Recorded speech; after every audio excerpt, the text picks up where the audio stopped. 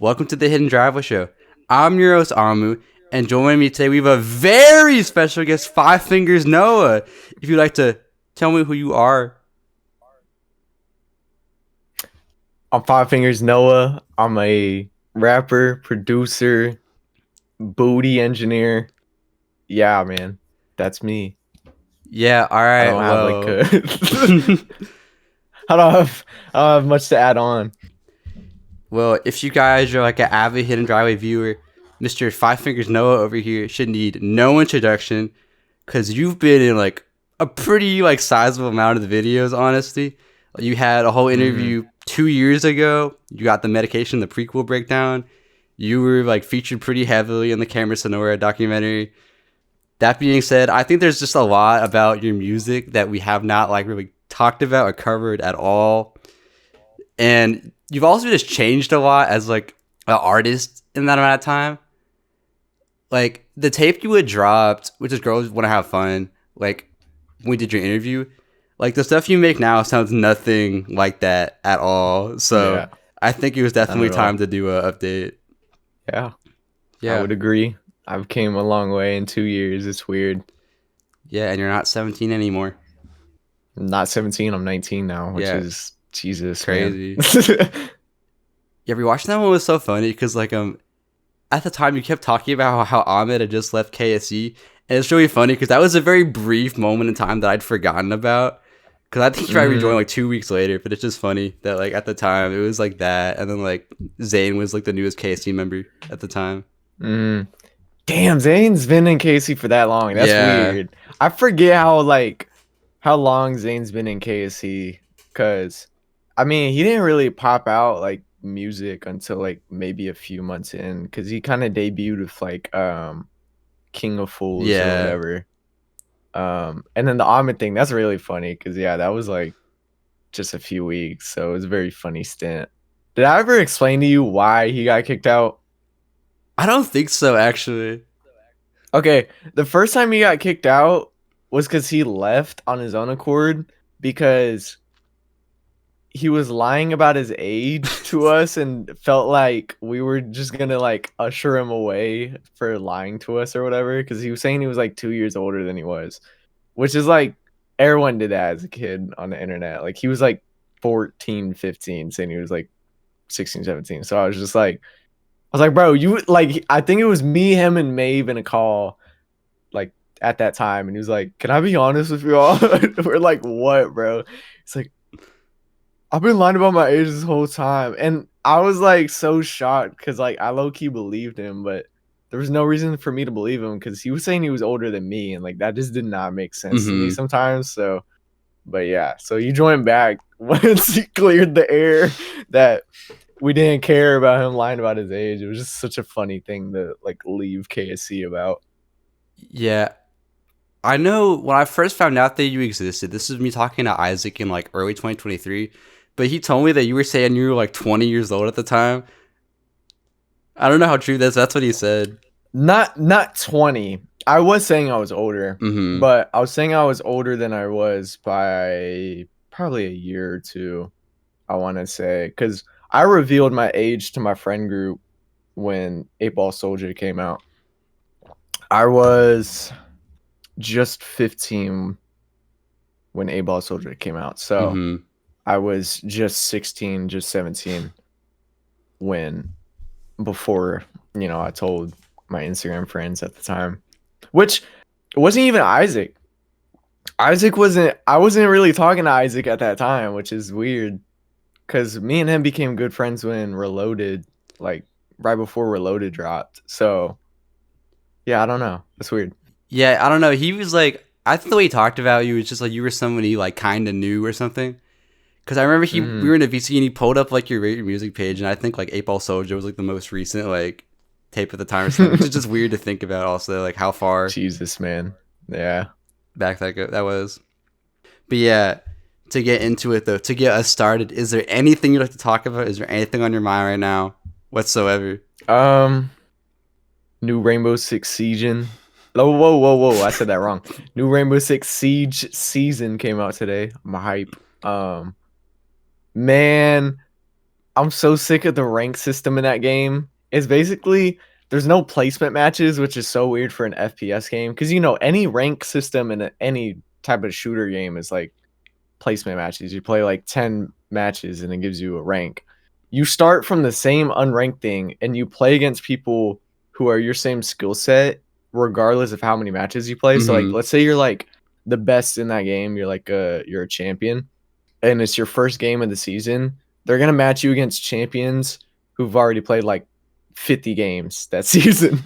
So it's just bullshit. I've been hard stuck in low ranks because I don't play the game enough because I don't have like a consistent, like it's a 5v5 and like I only have a 3 stack. It's me, Ahmed, and Clara. And we don't always run 3 stack. Usually it's just me and Ahmed because Clara is busy with school. So like I'm matched against like people who are like platinum, emerald, sometimes diamond, which is like the higher up ranks. And I'm still in like silver 1, which is like the 3rd lowest rank. So I got my ass handed to me last night trying to get to gold before the season ended. It did not happen because they just matched me against tryhards. Because was that who got matched with that like competitive player? No. That was weeks ago. The test server thing. That was really funny though. Test server, they just match you against anyone that's playing the test server. So, but yeah, I got my ass handed to me last night. I was not very happy. They're fixing it next season, so not even this season. So I'm hoping to grind as much as I can this season. But yeah, that's probably one of the biggest updates about me in like the last 2 years. I've been playing Siege. Like, yeah, way too much time on Siege. It's fun, but it is low key like a drug. Like I hear a lot of like pro players like describe it that way because it's like every time I'm not playing Siege, it's like, damn, bro, I kind of want to play Siege right now. So that's pretty much it. I've been good. Glad to hear. Yeah, that's like, I think that happens when you get into any game because I know that I was really into like the Binding of Isaac last semester. I would play it for like probably 3 hours like every single day, and I haven't touched it in like 2 or 3 months now probably. But like when you get into that period, like you're constantly thinking about it. Yeah, I've been probably consistently playing Siege for like a year now. But yeah, like I was saying, like I'm at a point in that game where I know I'm much better than like the rank I'm given. Cause like I had like a 1 point, this is not a 6-7 joke. I had a 1.6 to 1.7 KD, which is like really good for low ranks. Cause like I said, I'm like a silver because it goes copper, bronze, silver, gold, platinum, emerald, diamond, champ. And like I said, I'm getting matched against people who are like plat and emerald. So like I know my skill set. It just so happens to be that I don't play the game enough to like get past. Or I mean, I probably play the game enough. It's just that I lose a lot of games because sometimes on solo queue or obviously it's a 5v5 game mode. Me and Ahmed is not enough to like push a team to win sometimes. So I mean, there has been times where it was enough, but yeah. Yeah, I don't play shooters, but the closest equivalent I have is like for Smash Bros. Because your rank isn't based on like your overall like playing thing online, but it's by the character you play as. So whenever like a DLC character comes out, you get matched against like literally anybody. And I remember, I don't know if you know the game AAMU'S, but they added a character from that game to it. Yeah. And I was playing as like the first night they came out, and I got matched without knowing. It's like up against Zero, who's like, he was one of the top players of like all the Smash Bros at the time, and I got put in his video and my ass got handed to me. So it's like, yeah, that system's not great. Yeah. Moving on though, and this is more of an update question because I did ask you this last time, but I know your answer's definitely gonna be different now. Because when we initially did your interview back in 2024, I asked you about your influences, which were primarily artists from the Chicago drill and Atlanta trap scenes like Chief Keef, Gucci Mane, and DJ L. Which like that's always gonna be part of your influences, especially in your percussion. But if you compare stuff from back then, like Comeback Kid, for example, to like something now, obviously very different sound going on. Also lyrically, you've just gotten a lot more like abstract, and there's like way more sounds that are part of your like style now that you've introduced. So I guess I was just curious who some of your current influences are, like today? Did you have an update to that? Good question. Um, I've talked to Chloe about this. I think Ride from Def Grips definitely like inspired a lot of like more cryptic or like abstract like lyricism, albeit mine isn't like very cryptic, but it is still abstract in Mm-hmm. some ways. Trying to think for production. I think like me finding a bunch of like niche like older cloud rap stuff has really inspired my more recent production, especially what's happening on this album I'm making. People like Eric Dingus, which has got to be one of the funniest producer names. I'd say Friend Zone probably. I don't know, just like some of the more like very important cloud rap people. I definitely think like the newer rage scene and some of the more like very important people for like EDM music. So like Arca, Sophie have kind of played into this sound I'm crafting out for my album, which is like this kind of very technical, almost industrial, like kind of cold cloud rap. Mm-hmm. Hopefully I can roll that out as soon as possible. But yeah, that's what I would say for production. For writing, like I said, Ride. Um, Admittedly, he's not the best writer in the world, but I think Peggy definitely did have like a big influence on my writing, just like bringing humor into like more serious topics. Albeit that does come as like a double-edged sword because as much as I do hear a lot of people say like, "Oh, this line was really funny," or whatever, I also do hear people say like, "Man, the production is great on this album," referring to Medpree.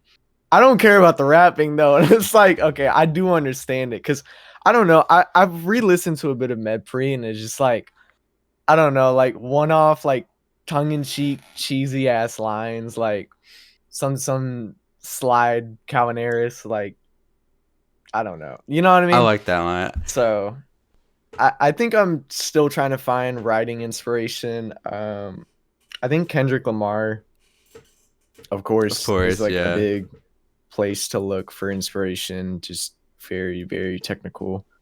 Billy Woods, very important. Even his more recent stuff. I mean, like talking about diabetic test strips and whatnot. Like the writing on that album is pretty significant.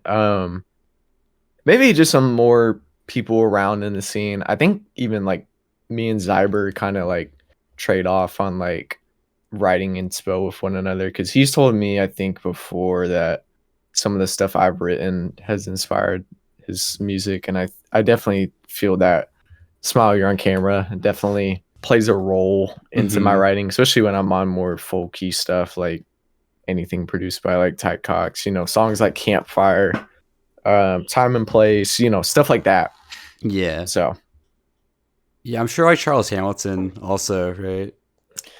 I would say so. I've definitely slowed down on my listening to Charles Hamilton, but I definitely do think like a cadence or a vocal like performance perspective, I think I get a lot of inspo from Hamilton because he's very like forefront to the mic. Like he's not scared to just kind of like be a bit abrasive when he Mm-hmm. raps.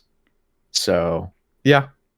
Yeah, because I think I would say that like Stuck Keys was kind of the turning point for your music. Because there's definitely a clear like before and after from that song. I'm trying to think. Does Stuck Keys come before Beverly Hills? That was after, I'm pretty sure. Because Beverly Hills was, I think, the summer. And I was in No, college. Beverly Hills was late. Beverly Really? Hills Wait. was No way. it Hold was on. either October or November, and I think Stuck Keys Really? was September. Cause Oh, I've been wait. It trying to was right figure out after. whether Yeah.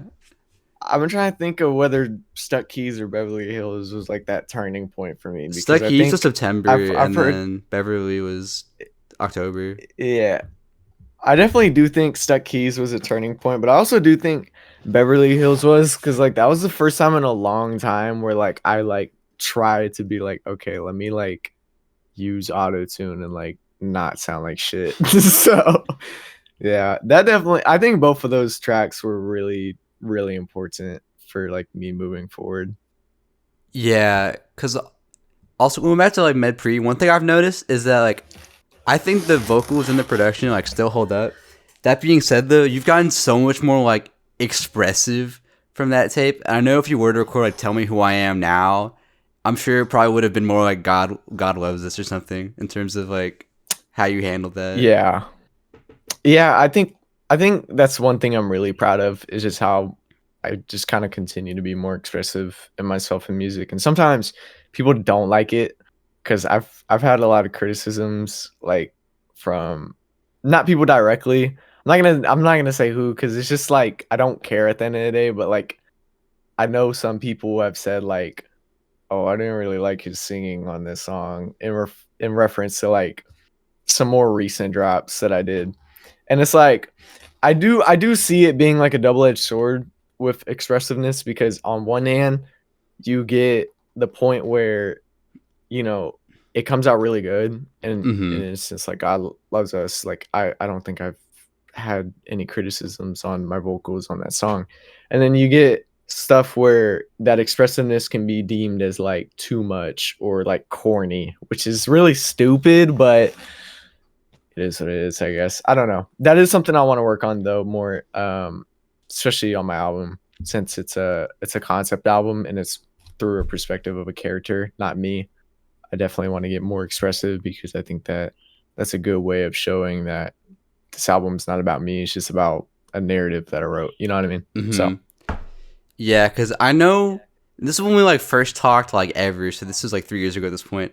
But I know my first interactions with you, we were talking about I Xynos. know what you're talking Yeah. about. And I was like, there's some cool songs in here, but you're just so like monotone. And when I hear you talk, you don't sound like that. So it's like, why is it like this? And like you've made like a insane amount of improvement like since then. So Yeah. Xynos is what a tape, man. What a tape.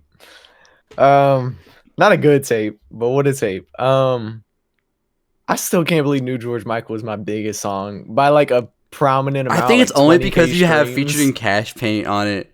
Because I know you like to credit the Probably. producers around that time. Yeah. I don't know. Loki, I feel like you should take it off, honestly, because like, Yeah, I had this conversation with I think it was Ahmed. We were looking at his Spotify and he released like an album the night we were talking about it and I was like, damn bro, I'm like his number one song on Spotify. Like I kind of feel bad because like yes, I paid him for release on that beat, but like I do understand like yeah, that should probably be moved down to the credits instead of a feature because now it's just like I'm stuck in like purgatory with New you're George stuck in Michael, and 2023 then jerk purgatory, like, and that's not at and all like then what you do. yeah, and then in his case, I mean, being completely honest, like if someone like credited me as a feature for something I produced and that was like my number one song on Spotify, I'd probably be pissed. Like I'd imagine I'm like days away from like a DM from Cash Paint saying like, "Can you please take my feature off?" Mm-hmm. Because I wouldn't blame him, dude. I would not. Like, I would be fed up. So, yeah, I'll probably take it down soon and re-up it without the feature listed. Yeah. I also like that you mentioned like the current rage scene for your production, but I think vocally too, just because you have some pretty like deranged like inflections sometimes. I feel like that definitely comes from that. Yeah, definitely. Because RDS, like, Yeah. I sound like I'm pulling hair out on that song. And I think it just comes from a place of like how far can I get without it being too much? So that's where that kind of like deranged voice comes from. You even hear it on like God Loves Us, the Mm-hmm. kind of like the other half of the verse where it's like the religious freak or whatever saying like, "Oh, the revelation is, coming," or whatever. That just comes out of like I don't even know what exactly. It's just fun to do. Obviously, I only do it when I'm like home alone Yeah. recording. God forbid I do it when my mom is working from home. She would punch me. Um, so it is a fun vocal style to do. I'm definitely trying to branch like just more into how much stuff I can do. But yeah, I would say maybe some rage vocalists inspire me. I remember someone commented on this on Face Blown on SoundCloud. Forgot who it was. They said like you sound like Jane Remover on this song, and honestly, like everyone was on their ass about it, saying like how dare they? But like I kind of hear it, like so. I don't know. Maybe I'm like subconsciously vocally inspired by Jane. I don't know, but yeah, a lot of that more industrial like rage definitely plays a role with the production I'm doing more nowadays because like they do so much like industrial sounding shit. It's kind of nuts. Like it literally sounds like machinery. So that's kind of the like I kind of wanted to branch out in cloud rap because I think like cloud rap obviously is very atmospherically cold. What's also probably cold? Factories and whatnot. Mm-hmm. So you know what I mean? Like I feel like branching that kind of like wet reverb atmosphere of cloud rap and like industrial machinery stuff, like it just works really well. It gives this like kind of I don't know how to describe it. There's this one gorilla song on Humans. God, what is it called? It's something blues. That's like the one the album best I've way never liked by them, so I don't remember any of the songs off of it. That's fair. I know a lot of people don't like that album, but yeah, I kind of like that like cold machinery sound. Like that's what I'm going for. Yeah. I don't know how much you want to share with the album, but like, does Stone have any production on there? Because that's like his exact thing. Like, that's what he does. He has some production. I'll say that. Yeah. Like, He's got a production credit on there. yeah, I feel like it'd feel wrong if he didn't, because that's like his exact spot. Like, I heard Coils for the first time, like the beat for it on his clips, and I was just like how? Like, how do you make stuff like that? Yeah, I would say Stone probably inspires a bit of that production style. I wouldn't say like it's totally the same. Like I don't use the same like very stereo loud subs that he uses and like the very like clicky drums. I'm still very much like rooted in like what I've been doing for the past like 2 years, but I would say he definitely plays a role in like how samples are flipped and whatnot. Because yeah, he's really good and talented with sample flipping and I mean just production as a whole. He's nuts. You know, there's a reason why I was like so hyped to add him to KSC. Yeah. So that felt like long overdue when it happened because like he had such a crazy year last year that it's like if he wasn't, like something was wrong, Loki. Yeah, for sure. Yeah, I was talking to Carter about it last night because I was trying to think of like how we could describe your music now in like one word compared to like when we did it last time. I think just more confident is like the main word I describe because like I feel like elements of what you do now were always like there before, but it just feels so much more fully like realized today. Yeah, because I definitely paved out a sound that I knew that I wanted. And I definitely agree with you. I'm more confident than ever in my ability. Which it's a shame when like people say like online like that like I'm not skilled in one thing but I'm really skilled in another thing. Like I was saying earlier, like oh the vocals kind of suck but the production is nuts. It's like damn bro, you should have heard me like Zionos era. Like I was not confident, you know. I'm like on the mic like me and Chapters ran it back like a pigeon of pork. You know what I mean? It's like I've came so far, and I think that when people hear my music now, they might feel like, oh, this guy's getting started. But that's honestly just because it's kind of taking me a while to kind of get out that little crevice I was stuck in for so long of just being like not confident vocally. Yeah, I mean, you do want people to view MedPre as like the starting point, so like that kind of makes sense in a way. Yeah. And I think that's really important because as much as like I said, like you should have seen where I was 2 years ago when I was really unconfident in my vocals. I don't know. I think MedPre is like the starting point in my discography. Like even when this album comes out, I want you to start with MedPre because it's just like that is such a passion project. That is like the most dedicated I've probably been to music at that point. You know, like that came from an era of like I need to prove myself as a rapper, as a writer, as a producer. So it was just like it's like how can I hone in everything and do everything myself? And like obviously I did everything myself on the album. So it's like I think it's also a really good starting point because it's like if you wanted a true showcase of the things I can do, there you go. You know, that's engineering, that's mastering, that's production, that's rapping. You know, I didn't have no help. Mm-hmm. So and a lot of people can't say that. And that's not something, you know, to be ashamed of, but it is like I think a showcase of like the fact that I do have the ability to do everything by myself.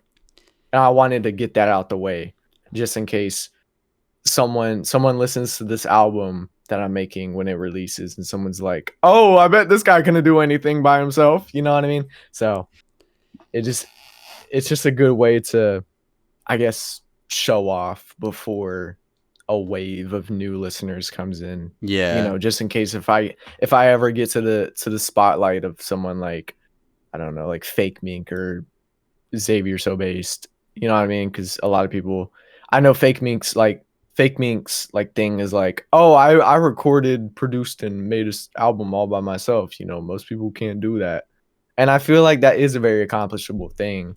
Now, I'm not gonna brag about it in the way that he did, but you know, it is a good thing to do. I do think like more people should do projects where it's just all of them, Mm-hmm. because I think that's really important. Yeah, I think also that you made that project when you were 17 too. Like it came out when you were 18, but like pretty much all of it was made when you were 17. Yeah. And like obviously like you've definitely gotten better since then too. But I feel like that's kind of gonna be like an all timer like tape for me because with like Asphyxia for example, which I still really love. You can like definitely Mhm. tell that like Chloe has gotten much better like vocally since then. And like in Mhm. a way, I feel like even though I still like that project, it's like I could listen to Asphyxia or I could go listen to like For Now, where it's just like everything about Asphyxia, but even more awesome. But I feel like there's such a Mhm. specific like feeling I get from MedPre that like you're Mhm. definitely not gonna recreate with like your other music if that makes sense. Yeah, and I don't think I would want to recreate it because it was a time where it's like I said, I kind of I felt the need to prove myself, and it's like I don't feel that need anymore. So obviously, my music, like I guess in a way, if you wanted like something that's try hard, you would listen to MedPre. You know what I mean? Like that's probably never gonna happen again because I'm at a point where music is a livelihood thing and it's something I'm very passionate and dedicated to, but it's also like it's not something I'm really tryharding about. I've done a lot of things. I've done a lot of things that people haven't. I've done a show, you know. I've done Multiple 2 shows. shows, That's yeah. that's more than what most underground rappers do. You know what I mean? I made an entire project by myself. That's more than what most underground rappers do.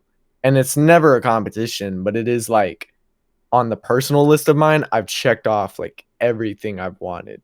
So it's like with this album, like I would understand maybe if someone said like, even though I really think this album is going to turn out miles ahead of MedPre, it wouldn't hurt my feelings if someone said like, no, MedPre is your best because that was like a point in time where like I wanted it to be my best so bad.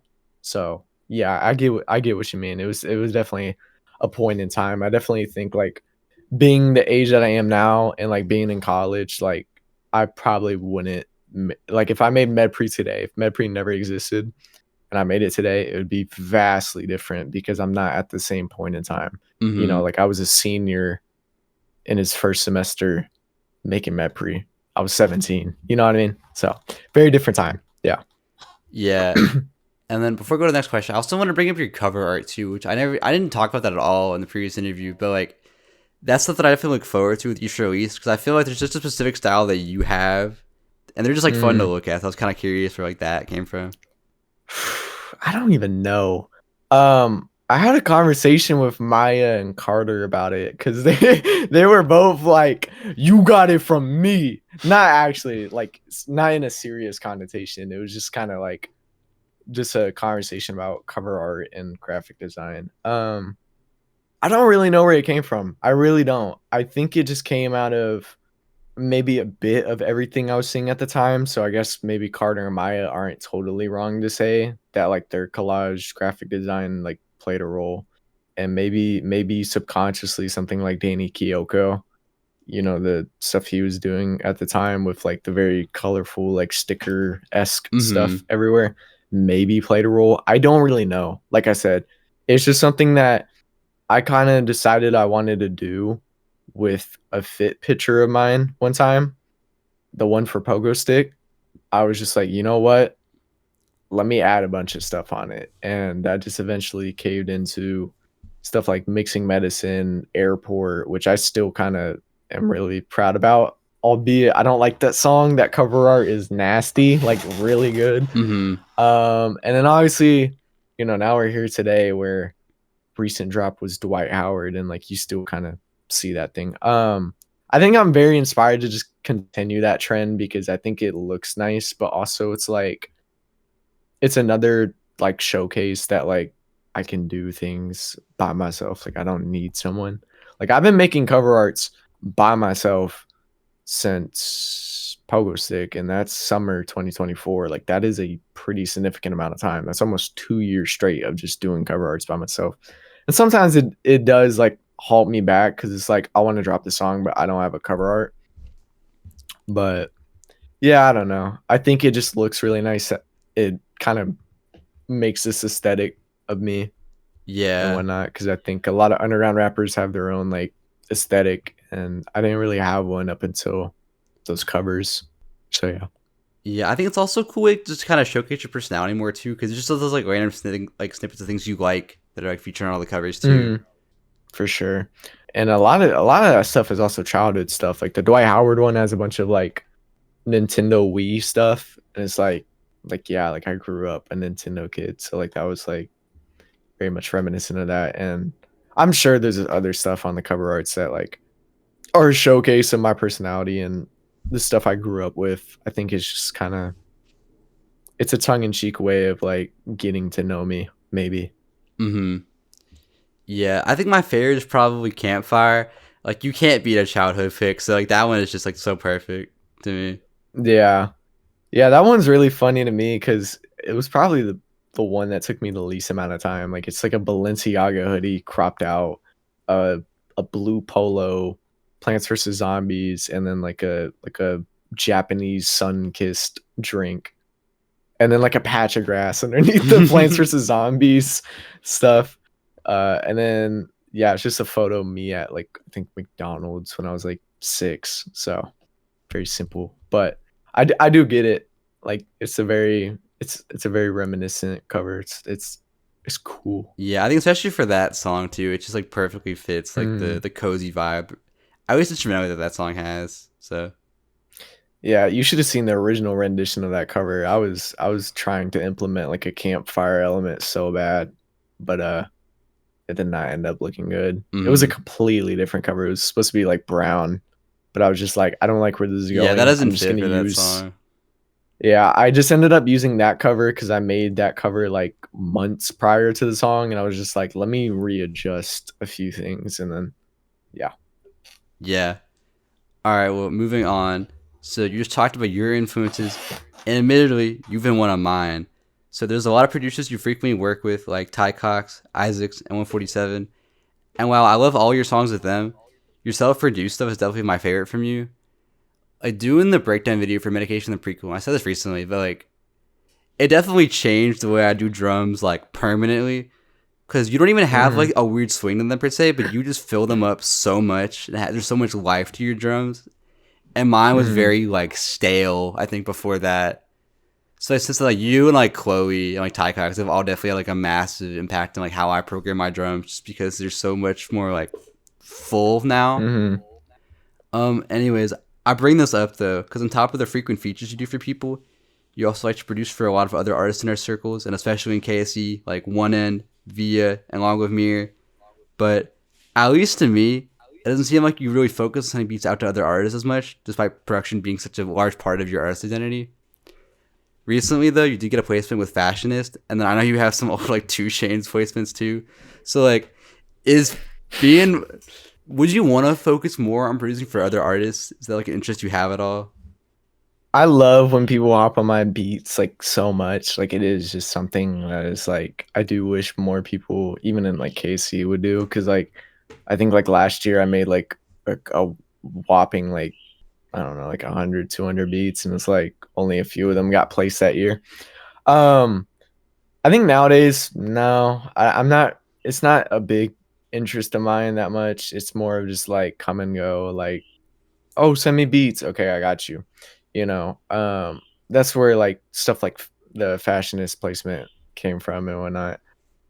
Yeah, I fell out of my groove of caring about sending beats out. It is like a very good way of like, I guess, building connections and like having people notice you, but it is like at some point I took it as I don't want certain people like on my beats if I don't know them, Mm-hmm. because the underground is a very interesting place, and I would hate for someone questionable to hop on one of my beats. I say this as Two Chainz is pending a murder trial. Yeah. But then again, the Two Chainz stuff came from a time when I was like 15, 16, and I just like really badly wanted to Yeah, because those got work placed with like all way the. after you'd sent those, right? Yeah. Yeah. And that was also just because I was such a jewel set fanatic. And I just really wanted to work with them. Yeah, I don't think sending beats out is like a big thing of mine now. It's more of just like if I know you and you ask me for beats, I'll send you beats. Like, but I'm probably not gonna like directly send you beats unless like I really want to work that bad. Mm-hmm. Which hasn't happened in a long time because admittedly I've done that a lot of times where I'm like, yo, what's your beat email? Let me, or your Discord, let me send you beats, and like nothing ever happens. So is what it is. Yeah. Part of why I wanted to ask that was I know recently Chloe was talking about how they kind of want to get more like producer motion, like send beats out more.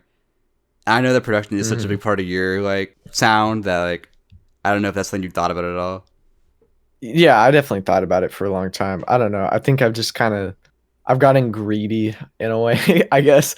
But also, like I said, like making 100 to 200 beats and then like you send those out for a year and like nothing, you get like, I don't even know how many placements I got, but it was like, most of them were on luxury housing, and most of the luxury housing beats were made in VC with Ahmed. So it's just like, you know what I mean? It's like I got very unmotivated not getting placements and whatnot. So I think that was part of it. But also, like I said, a large part of it is like I don't want to take the risk of working with people I don't really know. Mm-hmm. Like I sent stuff to Fashionist because he asked, but also because I've been in VC with him multiple times, and like, you know, I trust him not to be a weird person. You know what I mean? Like Yeah. he's a very nice, supportive guy. Like, I mean, he did not even know anything a lick about KC, and he was like coming into me and Ahmed's SoundCloud comments, like, "What the fuck, y'all are crazy? How do y'all have like less than 1,000 followers?" Like, I think that was like the first VC I had with him. He's like, "I don't get how you and Ahmed are not like prominent names in the scene." I'm like, "I don't know either," because we've been at it for 3 years straight, and like I feel like we've been like underlooked for so long. So I don't know. I definitely like I know we say it every year, but like I really feel like this year, hopefully will be the year because again, hopefully, so much man. stuff is like happened to people around us, like Tina getting like Xavier placements, like Jack 40, and then like recently like Pikey having like a blow up. So it's like I don't know. It's bound to happen at some time, Yeah. and that's what keeps me motivated to keep making music. I know it's gonna happen someday, even if it happens in 2028. Fuck it, let it happen. But it's not something that like I consistently think about. It's not like I need to blow up right now. This is gonna solve all my life problems, because it's not gonna solve all my life problems. It's just gonna be a way to support myself additionally. Mm-hmm. Unless I do get to the point to where I can live off of music. So yeah, And again, it's hopefully like this year's the year. hopefully, yeah, for somebody, yeah. Because like we've been saying it, but if somebody like KSE goes up, just because of how like interlinked like y'all are, like I think everyone is gonna go up as a result. For sure. I think Ahmed is gonna have the net spin effect, but like he deserves it. You know what I mean? It's gonna be like one of those things there's like he has the more like accessible like music, and like he's involved with like people who have kind of experimental music, and that kind of propels him. Like Mm-hmm. I definitely think Ahmed could like go to like net spend heights like in that way. Just for an example of like how interlinked we are. Yeah. I'm not saying like that's like a flaw. Like even if Ahmed just blew up by himself, that would be nuts.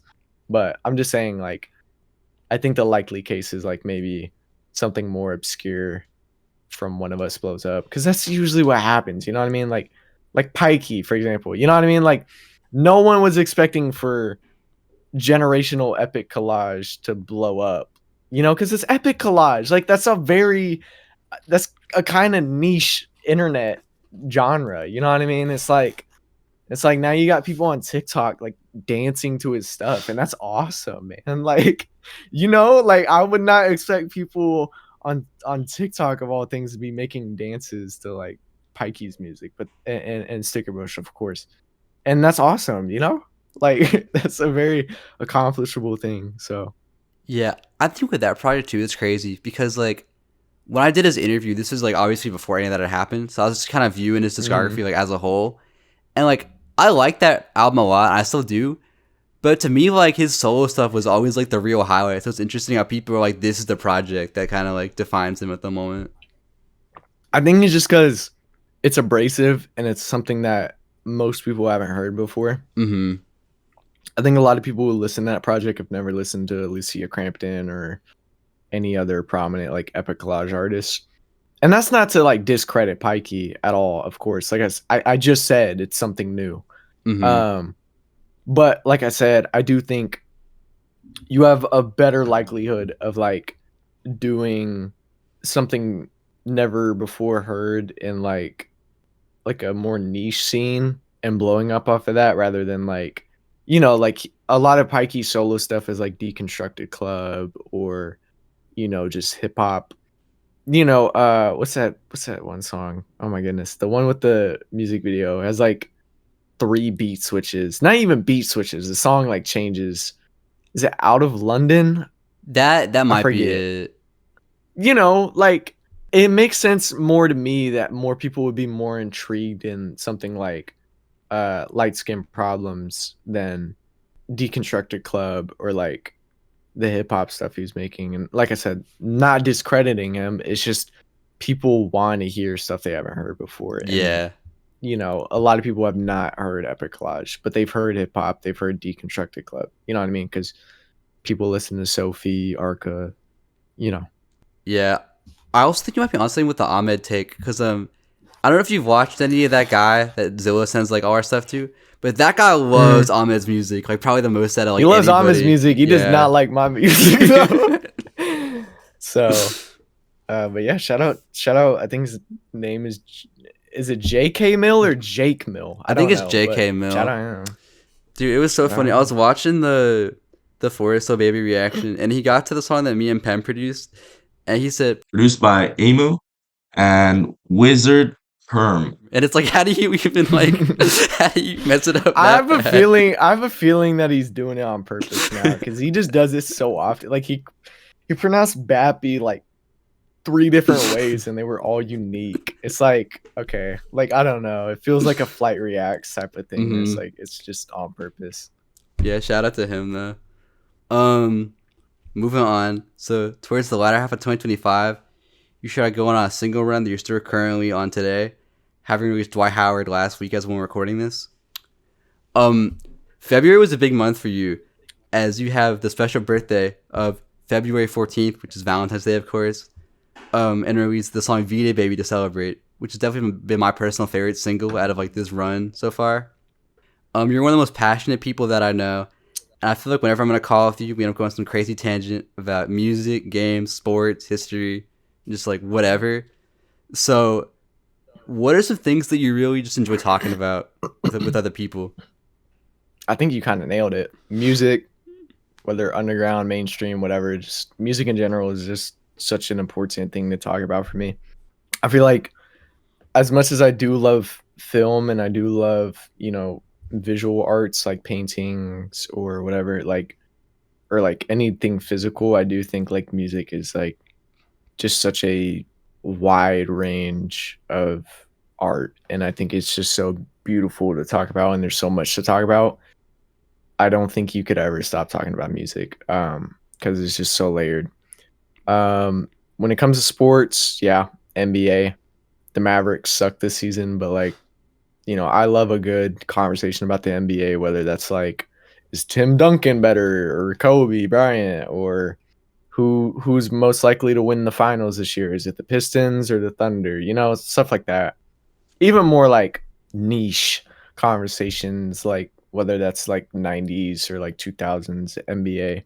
I have a lot of fun with those. And then, of course, big one, history and politics. Mm-hmm. That's something I've been interested my whole life in. Kind of like music. It is just so important. You can't find a place where you just cannot talk about it because it's so unavoidable. And that's why, like, people saying, like, oh, you got to bring politics into everything is the most tone deaf thing ever to It's say, already in everything. because because it's like, you can be neutral in politics. Like, you can very much have this stance. I'm tired of people acting like being neutral is like one thing or another. Like, yes, it is going to be status quo most likely, but like, you can be neutral, right? Like, you can be apolitical. I've met apolitical people, you know what I mean? But that being said, it is likely that most people who are apolitical are just very tone deaf about certain things, and that usually comes from other stuff in their life and whatnot. And I understand that, but I do think there's a certain point of being so ignorant and tone deaf to things that matter and how far that goes, especially history. If politics is not your thing, I think being tone deaf to history is like a different level of like just ignorance, Mm-hmm. especially in America where everything is shrouded in politics. You can never avoid it.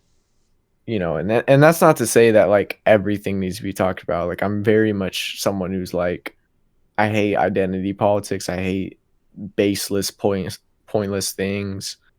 I hate lying. I hate all that stuff in history and politics. And yeah, I just think it's really important to talk about. And obviously we're living through current times. Like, you got to speak at some point about things that matter. You can't just shrug your shoulders and say, you can't bring politics into this. Now there is a time and place. Like, I don't think like talking about history and politics at like a 5-year-old's birthday party is probably the smartest idea, but like, if there is a conversation that brews out of that and it's productive, then all power to you. Even if it's unproductive, I think that's another thing. People expect like every conversation needs to be productive when it just does not need to be. It can be very unproductive. You can both talk about things that are wrong in the world and then you just never do anything, and like no one can stop you. You know what I mean? Like, that's still maybe a meaningful conversation if you're trying to build out a friendship or whatever. You know what I Mm-hmm. mean? So, yeah. Yeah, I mean, you are studying to be a history teacher, like currently, if usually doesn't work out. So there's that too. Yeah. Yeah. Which I'm excited about. I always love teaching people. I love people who want to be educated. And I think that's a big thing. I think a lot of people miss that mark when they want to get into teaching. And I think a lot of my teachers growing up missed that mark. It's not about the way you teach, it's about these kids have to want to be taught. I Mm-hmm. said that so poorly. You know what I mean? Yeah. They need to find education as a necessity for you to like properly teach them, because if not, it's just a memory thing. You know what I mean? And that's the thing with math. Like, if you're dedicated to math, you're gonna know every crap. Like, X9 knows every little thing about math. I don't know that. I see math as just a memory thing. You know, I see history as something I'm dedicated to. So that's why, like, it's not just a memory thing. It's like I can apply that to something else, or I can apply that to what's happening right now and stuff like that. So, but the big thing is like, yeah, it is finding a way to make people want to be taught. Yeah, that's definitely true because I was a student teacher for like 2 years in high school. And I was working with like fifth and sixth graders. And yeah, it is hard to make them care, especially like they don't want to be there. So you have to find a way to make them actually like engaged and enjoy like that process. Yeah, Do you know like what like grade you'd want to like teach? Is this something you thought about? High school or college. I just it's not even like a patience thing. I'm quite patient. I just don't know how well I'd be able to engage with like elementary or like middle schoolers because I remember being at that point in life and like you said, you don't give a shit about school. It's like I don't know. I wouldn't want to teach something that I'm passionate about to kids that I know it's not going to change them. You know what I mean? Or it's more likely that it's not going to change them. So I think high school is probably the most I'd want to teach because that is like a very important moment in people's lives. And I think that as the world keeps moving, it's going to be especially more and more important to learn about history and politics. So yeah, I think that's probably the place I'd want to teach the most. I will say though, would you want to teach in Texas? Because for Texas and history, that's like because they censor so much now. It's kind of hard. It is something I thought about, but it is like you kind of have to get, certified per state. It would end up being New York or Texas. Mm-hmm. Probably Texas just because I'm so accustomed to it. And I think there is workarounds even through the conservative censorship and other culture war bullshit. Like I'm sure there's a workaround to showing PragerU in class because no kid needs PragerU. Like even if it's like seeing it from like a conservative lens and like understanding conservative versus like liberal viewpoints, like no kid needs PragerU. Like PragerU is like literally misinformation. Like you know what I mean? Mm-hmm. So it's like if I really wanted to hone in on showing children like a conservative viewpoint, like I would do an assignment. I'm not gonna show them a fucking propaganda platform. And Yeah. if I would, I'd make an important lesson about understanding propaganda. So Yeah. and that goes both ways. Like I'm not gonna mindlessly show them something like CNN or like some misinformation thing like I don't know, Chapo's Trap House or whatever. So Yeah, it's just a weird time. Like, obviously, it goes without saying, but it's just a weird time to like be in the U.S. right now. Like, there was a class I was taking last year that was like actively being censored throughout the semester, and the professor was like, I'm not even allowed to like talk about these things anymore. So you have to like not like bring it up at all." yeah, it's getting scary. It's definitely getting scary, but I definitely think progress will happen, and progress has happened. I heard someone talk about it the other day. I forgot who it was, but he was just saying how like Obama was progressive for his time, but he's viewed as like a centrist now, and Mm-hmm. that's because progress has worked. And huh. Like yeah, I don't really like Obama because of what happened in the Middle East, but like he was a progressive for his time. Like the healthcare and the abortion stuff, like most Democrats in '08 like were not pro-life. Or sorry, pro-choice. Mm-hmm. Um and like now that's a very like centrist Democrat thing is to be pro-choice. You know what I mean? So it is evidence I think that progress has worked, even if it's slow.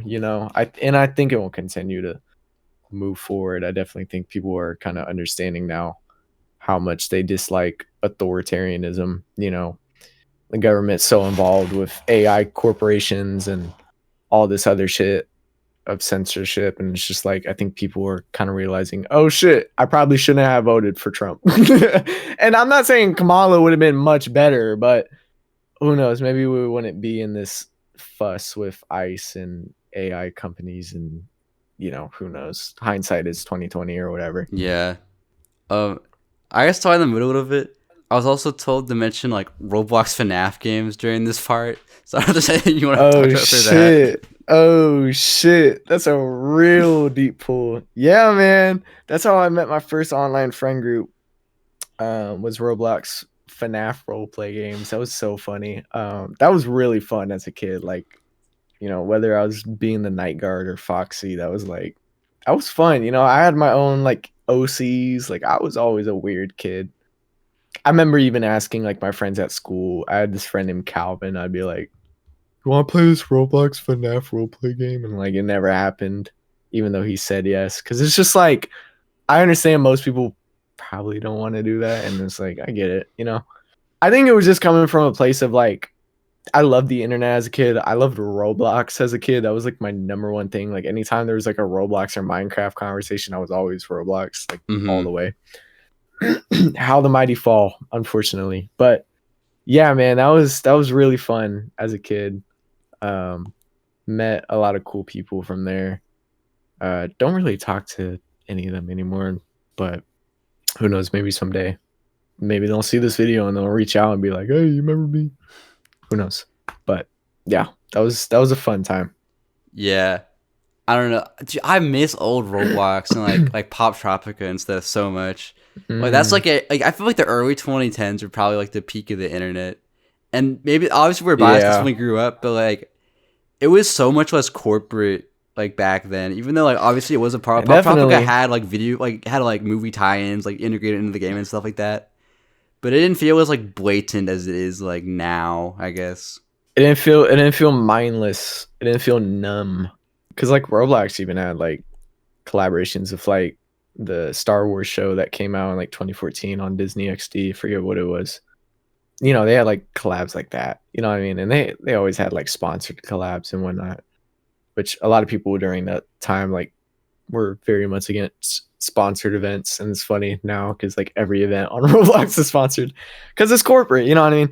I mean Roblox even I remember back in the time I was playing, they had like a parent program. You know what I mean? Like that's something that just got thrown out the bin because it's like we don't give a fuck. Your kids on Roblox, they're having a great time. We don't care. You know, it's just like, oh man. And yeah, I think part of it is nostalgia because I do miss like the UI and the gameplay elements and like how the avatars played. But I do think part of it is also like knowing the place Roblox is now and just like how kind of unsafe it is for kids. And then also like avatar creation. I don't think people really talk about enough how weird your Roblox avatar can be now. Like you can be like half naked and like, oh, maybe it's okay in 18 plus games because those exist on the platform now. That doesn't stop a kid from seeing that. You know what I mean? I don't think a kid needs to see your Roblox avatar that's got their ass out, you know? It's like, sure, there was always like stupid stuff growing up on Roblox with avatars. Like, I won't lie. Like, people used to make their avatars like fully one skin tone to be naked or whatever. But like, that was like the most explicit you could get. Nowadays, you have people, you know, especially because they have user generated content. Goodness gracious, just things on that website that just should not exist at all. And it doesn't even have to be sexually connotated. Like it can be stuff like neo-Nazi shit. Cause I see that shit often when I play. Like just scrolling through the catalog and it's just some like stereotype of like a Jewish person or like a black person. It's like what the fuck are we doing, bro? Like, is y'all's moderation this like lenient? Like you just kick back in your chair? Like what the fuck? Dude, it's so weird too because like I lost chatting privileges a while ago because they don't think I'm like old enough or something. So, but I'm not gonna verify my phone number to get chat back because I don't want Roblox to have my phone number. So it's just like I don't know. It's weird how they implement that.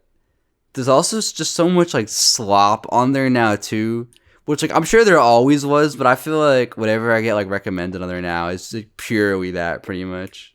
There always was slop, but it's so prominent now. Just games with the same exact template. Just they gotta have the rainbow colors everywhere, and the all caps title, and it's gonna have like a bar to show you your progress on the thing at the top. 30 billion game passes on the side. Yeah, it's gotten bad. I think it's just trends and like some of them take off. You know, like Steal a Brain Rot or what was that one? Grow a Garden. Like some of them take off and then that just like starts the roll tide of everyone just wanting to kind of capitalize on, you know, trends like that. And that's what happens, I think, with, you know, when sandbox games become corporate, you know, something like Roblox. I mean, I don't know any other sandbox game that became corporate, but it's very evident when it became corporate, a lot of people saw it as purely just a money thing and not just like a hobby thing. And that's why, you know, you see the stuff that you do now. And that's why like a lot of games are they're made with templates just to roll in as much money as they can. You know what I mean? That's why it's so apparent. Yeah, because there are like full time like Roblox like game developers now. Like, that's a job someone can have, which like is awesome in theory, Yeah. but what that means is like not great. Mhm.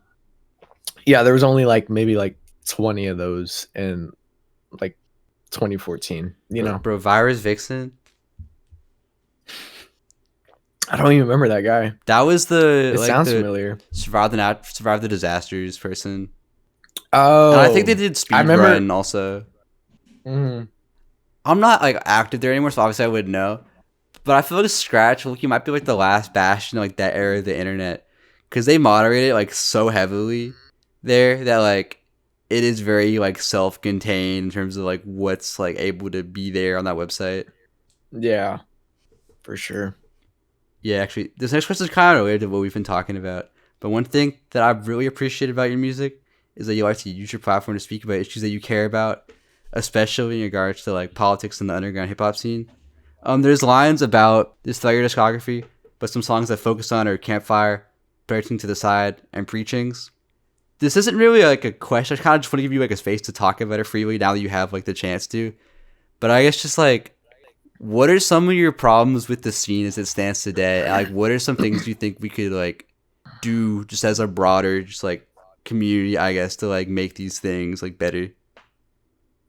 I think a big issue of it is kind of inevitable, and that's like fast form content. You know, TikTok, Instagram Reels. They've always been a great platform for like independent musicians to have their way to speak, but you know, as they are, people are going to see them kind of as like comedy spaces, and that's where the underground just kind of thrives on those platforms. You know, like people are finding out about Bleed and Too Slimy, maybe because they really like their production, but another point is because they find their vocals and their songs funny. And I think differentiating the fact that the underground should have a level of conscious hip hop is very important. And it's very important to have those conversations. And like, I hate this idea of like, it's really popular in the underground, I think now, but like this idea of like, it's never that deep. It's not that deep, especially when it's like things that very clearly are.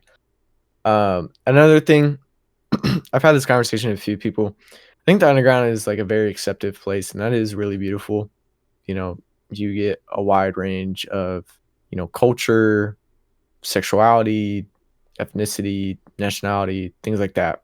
But people take advantage of that, of course, and I think that we give a leverage to people that just should not be in this space and be using this space to gain traction off of, you know, people who are rapists, sexual assaulters, racist, you know, things like that. And I know like maybe a lot of people look at me saying that and they're like, oh, this guy's a white knight. This guy has a savior complex. But it's like, if no one else is going to speak about it, then fuck it. I'll speak about it because I'm not going to hold my tongue about a rapist or a racist. You know what I mean? And I think that's a thing, is that people love giving the second chance to people because they're too afraid to let go, and they've never developed a way to let go of people.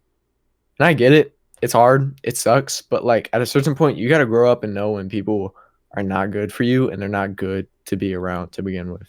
There's no reason why someone like Nine Vicious should be at the point that he is now, with Especially when he's so open about, like, he jokes about it in his music. Like, how is that? Yeah. You want a bump? And that's what I'm talking about. That goes into the comedy thing because a lot of people, they soundbite, you know, those like, I remember he had like a lyric about like an older woman assaulting him or whatever, and he put like a ad lib saying like what, and like it's a sound bite, you know what I mean? It's like a Instagram reel, TikTok sound bite, because people find that stuff funny to begin with, but also people find it funny because it's like a rapper saying it, you know what I mean? And that's another thing. I think a lot of people see rap as purely like a performance thing and not life. And I think that's a big thing. Hip hop needs to be a space where we talk about our very important things because it came out of a time where, you know, black people in New York were being, you know, silenced and persecuted, and it was a way for communities in New York to just kind of come together and speak about things that they needed to speak about. You know what I mean? Like, and that's why it's really stupid when people say it's not that deep, because it's like you teleport these people to like the 1970s and 60s when like hip hop was like first getting its like kind of away. They probably say the same shit, bro. They probably say it's not that deep, bro. Because you know what I mean? It's just like there's a level of like I was saying earlier, you can only be so tone deaf and ignorant for so long without it just being blatant, like basically racism. Like even if you're not intending it to be racist or misogynistic, transphobic, whatever, like you can only go so far in saying it's not that deep before it just becomes, okay, you're saying this about the most like objectively racist thing. You know what I mean? So yeah. What else? I think I just want more people to embrace themselves and stop caring about how fast they can blow up. You know, I've been doing this shit consistently 3 years. If I really wanted to blow up, I would have hopped on every single wave that was popular. But I think there's nothing more beautiful than your artistry being a reflection of who you are as a person and the things that you think and the things that you think are important and the things that you do. I think more people need to embrace that. And I think some people have embraced that through other scenes. Like I think Xavier definitely did that, but that's also because he's a pioneer of a scene. You know what I mean? You know, maybe we're seeing it in someone like Too Slimy. I don't know. Maybe he's embracing who he is through blowing up off of rage music. I don't really know. I don't listen to Too Slimy that often, so maybe I'm wrong. But I'm just saying, like, I think more people need to embrace who they are. They need to find their sounds. They need to stop relying on this idea of like, I need to blow up now. Because it's not gonna happen if you really like you could think you are hot shit, greatest rapper in the world. Chances are you're not gonna blow up. Because you know it's survivorship bias at the end of the day. You're only gonna look at the top dogs, you're not gonna look at how many people in total have tried and failed. And that's understandable. You know, it's human instinct, but you do gotta be realistic at a certain point. And I think like coming to like this collective mindset of like fixing the underground could be very important. I don't believe in like gatekeeping it from people, but I definitely do think like artists need to speak out more. Definitely. Because we're at a time where what I've heard a lot of people say it, like, you know, silence is agreement. And while it may not be, you know, intentionally agreeing, you are kind of agreeing if you're silent about certain things. Now, I don't think we should police people on certain things. Like, you know, you shouldn't expect an artist to speak about everything because that's just impossible. But, you know, we shouldn't applaud some of the things that we do. So yeah, I wish the underground had more of a conscious hip hop side of it. Even with the sounds that it is with now, like I would love to hear, you know, people making conscious hip hop on Folk Plug or Plug and B or whatever. You know what I mean? Like it is very important. I think the closest we have is Xavier, honestly, because he'll put little lines in there. But that's like probably like the biggest example of that.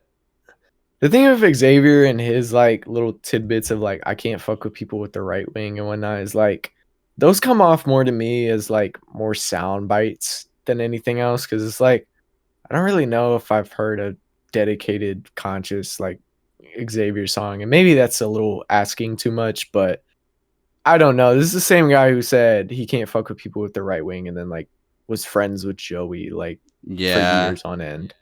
So I don't know. Maybe I'm being a bit too harsh, but yeah. This kind of honestly goes into what I was talking about with like the whole idea of like holding kind of listeners accountable is kind of what my album is about, honestly. So I'll say that expect this like idea of like holding listeners accountable and like how much listeners can affect artists and musicians. That's pretty much what my album's about. So expect that if you're watching this. So yeah, no, I want to shout out Danny Kyoko because I feel like they're one of the few people that has consistently always spoken up whenever there's like something happening they don't agree with. Yeah, I think Danny's always been a very vocal person, always been a supportive person. It's really impressive, honestly. Yeah, shout out Danny. Yeah, I think on the soundbite thing too, like I wish more people would treat the scene just like as real like art and not as like fast food content, because like I don't know, I think just and I think it's great that it's become as big as it is. But what comes with that is people that aren't willing to actually engage with the art beyond just like, oh, I saw it on Reels, like whatever. Like I'm just gonna listen Yeah. to whatever Hyperpop Daily tells me, like whatever like Underground Sound tells me to listen to. And it's like Mhm. when you have that, you're being exposed to stuff where it's being designed specifically like for engagement. So it'll be like reactionary stuff, like put a bunch of two sonic clips, for example, or like Yeah. where it's like clearly trying to like make fun of the music, or like it's like 42 CEO bothers me too. I was talking about it in the last interview actually, but Mm. I think it's great that there's people like that that are gonna like, you know, kind of like report on like what's happening with the scene and whatever. But when you try to spin everything into like a joke, it's like how is anyone gonna take it seriously when you're like the biggest person that's doing Yeah. that? You know, even with like well, which like I appreciate that. And I think stuff like that is also like great in a vacuum when that's one of the only real platforms artists have to like be interviewed on that Mhm. level, and then they don't really like talk about their art, and it's just kind of to be funny. Like I think it's Yeah. great that it exists, but I don't know. And Don't market it as like a platform for people to speak about their music when it's more of a comedy thing. Yeah, like I don't want to toot my own horn too Yeah. much, but it's like my mission from the beginning has kind of been to let artists really speak about like their art and their process, and if someone wants to come into this, they can really like actually learn about the artist Mhm. and see who they are as an artist and a person. And I don't know. Obviously, I Yeah. know that the way I format mine isn't maybe like digestible for most people because like they are usually like pretty long, and maybe it might Mhm. not be like the funniest thing ever, but like, at least for me, just knowing that information is out there in like an actual informative way has always been like my goal with these. Yeah. I was gonna add two things now that you reminded me because these slipped my mind. But first thing, I'll go over these briefly because I imagine you have more questions. First thing, like Underground has a really big problem, especially the listeners. We don't treat artists like people. That shit is scary. Why are people going to Osama Sun shirt Mm-hmm. shows wearing shirts of his sex tape? Yeah. Why are we in his business of leaking his sex tape? Blatant sexual harassment, and I feel like that does not get talked about.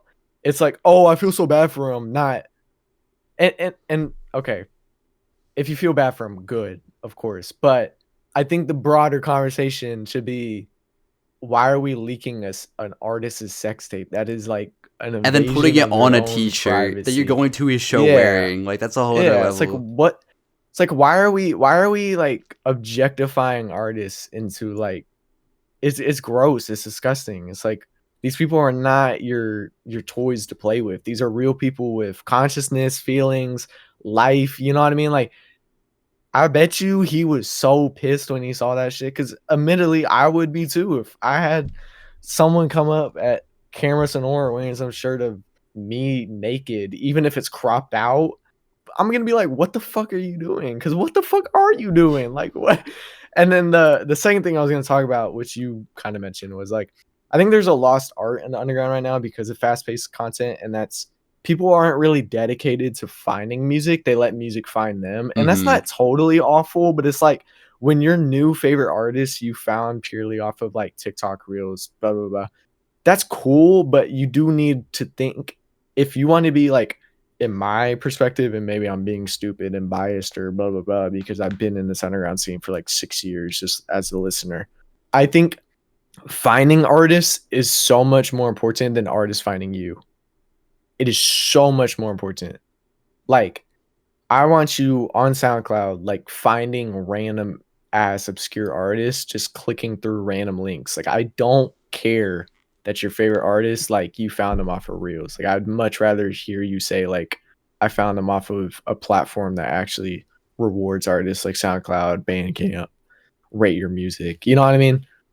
It's like what you said. Whenever it's getting like fed to you, like spoon fed to you, it's promotional, it's for engagement, and a lot of times it's just paid, you know. And if it's not paid, it's because the person running the page is like Connected to them friends directly, with the yeah. artist.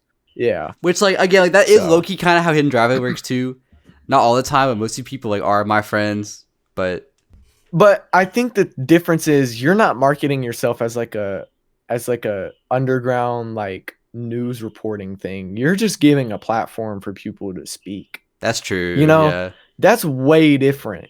If you were like these Instagram pages that say like, we're reporting the latest underground news, and then they post like, here's 10 rappers you need to look at. That's not news. You're promoting shit. You are different because you're just giving people a platform to speak because you're interviewing them. An interview is way different than, you know, if you were doing interviews but you said you were like a underground news reporting, that would be like an issue, of course, but that's not, you know. Mm-hmm. So, and it's like, you know, who cares like that you're interviewing your friends? Like everyone's got to start somewhere, you know what I mean? In the case of like these Instagram pages, they're not starting somewhere. They're actively, while they're very prominent, pushing forward their friends and people who pay to be in the spotlight. So that's my issue. Yeah, I know bringing up Too Slimy again. Like, he's only up at all because he just did like a mass promo thing with like a bunch of different pages. It's the whole Because it's thing. Twitter. Yeah. Yeah. That's crazy. I mean, I guess it's cool that it paid off for him, but like he's like the only one I've really seen it pay off. Maybe Perkatrick is like a second one, but Perkatrick has not hit like a level where like I don't think it's paid off yet. Yeah, But Too it is Slimy, crazy. He's doing a I think show it's, with like, the only Pikey though. Is that time. not crazy? That is really funny. Although So, I will say though, I saw the poster for that. It is looking kind of insulting because like the tagline for the show is like ear training music, which like I get, like Pikey will make weird music, Perkatrick makes weird music, but then they have Heartstop Miami on there, and it's like, why is she there? That just feels like an insult. it's just, I think it's just because training your ears is like a sweet term in the underground right now. You know, like Ocelot 30013. Are those the same people? Those might be the same people, but like Jay Savant, like those, like, you know, those people like carved out a little scene in Jerk of like very bass heavy, like you kind of can't understand. It's very close proximity to like Sigil Core almost, and just the way that it's so cryptic and like almost dark. And like, you know, just because of that, now people think like everything following a certain rhythm is ear training or whatever. You know, Mhm. people are saying you gotta have trained ears to hear this, and it's literally just the jerk rhythm of it's like you know, oh man, it's just is dumb. Yeah, Not the guys, just not the Yeah. guys who made it, just the idea The of general- ear yeah. training. Speaking more on your sound, so you've had a massive style shift since I initially did your interview 2 years ago, and I was blown away when you released your last mixtape, Medication the Prequel, in February of 2025. That being said, though, we already did a whole video where not only did we break down the production, but we also just like talked about it. So that's enough Med Pre for now. I want to talk about something different. Because I Okay. feel like that project, you know, like we said earlier, that's kind of where you want people to start with you. Mhm. And later that year in August, you released your EP New Beginnings, which is, I think, is a pretty fitting name because I think that tape definitely kind of like established like the lane that you exist in, which is like very much like unique to you because you Mhm. have the like the more cloud rap adjacent sound while still feeling very much like you with your production. So I was kind of curious on like what that project was like for working on it. Part of it was worked on before Camera Snora, and then part of it was worked on after. I basically just told Carter, like, do you want to DJ this project? He was like, yeah, man. So that's how that came about. It was very simple. As for like the actual songs and like the project, I just had this idea of New Beginnings like after Med Pre. I just wanted to make an EP that like shows that I'm going in a different direction. And that direction was initially supposed to be away from cloud rap, but it kind of hit me at a certain point like I can still do cloud rap and not be a one trick pony. That's what, you know, I'm kind of carving out with this album that I'm working on right now. And like Carter said, like I still make cloud rap. So it's like I put that effort into like New Beginnings and wanting to find like a new sound and like a new like lane, but like there was no reason to do that really in the end because I already have my own lane carved out. And also finding a new dedicated sound was really hard for me. So of course I just eventually came back to cloud rap and, you know, some of the more folk plug stuff with Ty Cox, you know, stuff like that. So yeah, New Beginnings was cool to make. There was gonna be a lot of weird songs that I just ended up not recording and just cut out like really weird like plug beats and shit. I just kept it how it is because I felt like the songs worked together even though they were all very different in sound. Mm-hmm. A lot of people love Dirk, which was really surprising. I thought that was going to be like the least favorite because it's Step Team, and like I don't rap on Step Team beats, Yeah. so That's probably one of my favorite Ivy's beats that I've heard because I feel like it definitely fits in like into the world of that project because it's very cloud rap heavy with the sample. Yeah, that bass. Ooh, I love that bass on that song. It's like so weird. It's really nice. Rises up. It's cool. Mm-hmm. Yeah, I don't have much to say on New Beginnings. It was just very much like just a time and place, and I think it was intentional that I released at the time that I did because it was after Camera Sonora. It was like I kind of wanted to end the MedPre stuff with Camera Sonora, and I really did. You know, I didn't do anything with MedPre. Like we just passed the first year anniversary. I didn't release like instrumentals or a deluxe version or anything, and I probably won't ever. So yeah, like I said, New Beginnings was just a way to carve out a new lane, and then I kind of realized I'm not gonna do that. So Mm-hmm. Yeah, I think I told you this when it came out, but like one thing that I think is awesome about that project that I don't really hear people talk about music in general is that it's just mixed like so well with your vocals. Like I think that's your best like mixing on like anything probably was for that project so yeah, far. I'm iffy on the mixing for synthesizer. I kind of mixed that beat really poorly, but vocal wise, I think yeah, that project was mixed really well. But that's also because I was doing things that I wasn't doing on MedPre, like vocal layering and really honing in on like compression and whatnot. So Yeah, I think also it's a cool way to kind of like use other producers to do the sound that you wanted to do because you have like Summers, which is prod like Carter and like Century on there, for example, and then mhm. Dirk, which is prod Ivy's. But they don't feel out of place on the project. They feel like an enhancement of like the world you were trying to create with that EP. Yeah, yeah, that was intentional. I wanted both Summers and Dirk sounded very cloud rappy, and it was just like it just fit on the project. Even though that project wasn't supposed to be cloud rap, but honestly, I kind of embrace the fact that it is a Mm-hmm. cloud rap project. So yeah, Yeah. Also, like I think really dedicated. I have my favorite like Ahmed verse on it probably too. it's a really good verse. He rides that beat really smoothly. Probably up there for me, even though I helped him write part of that verse.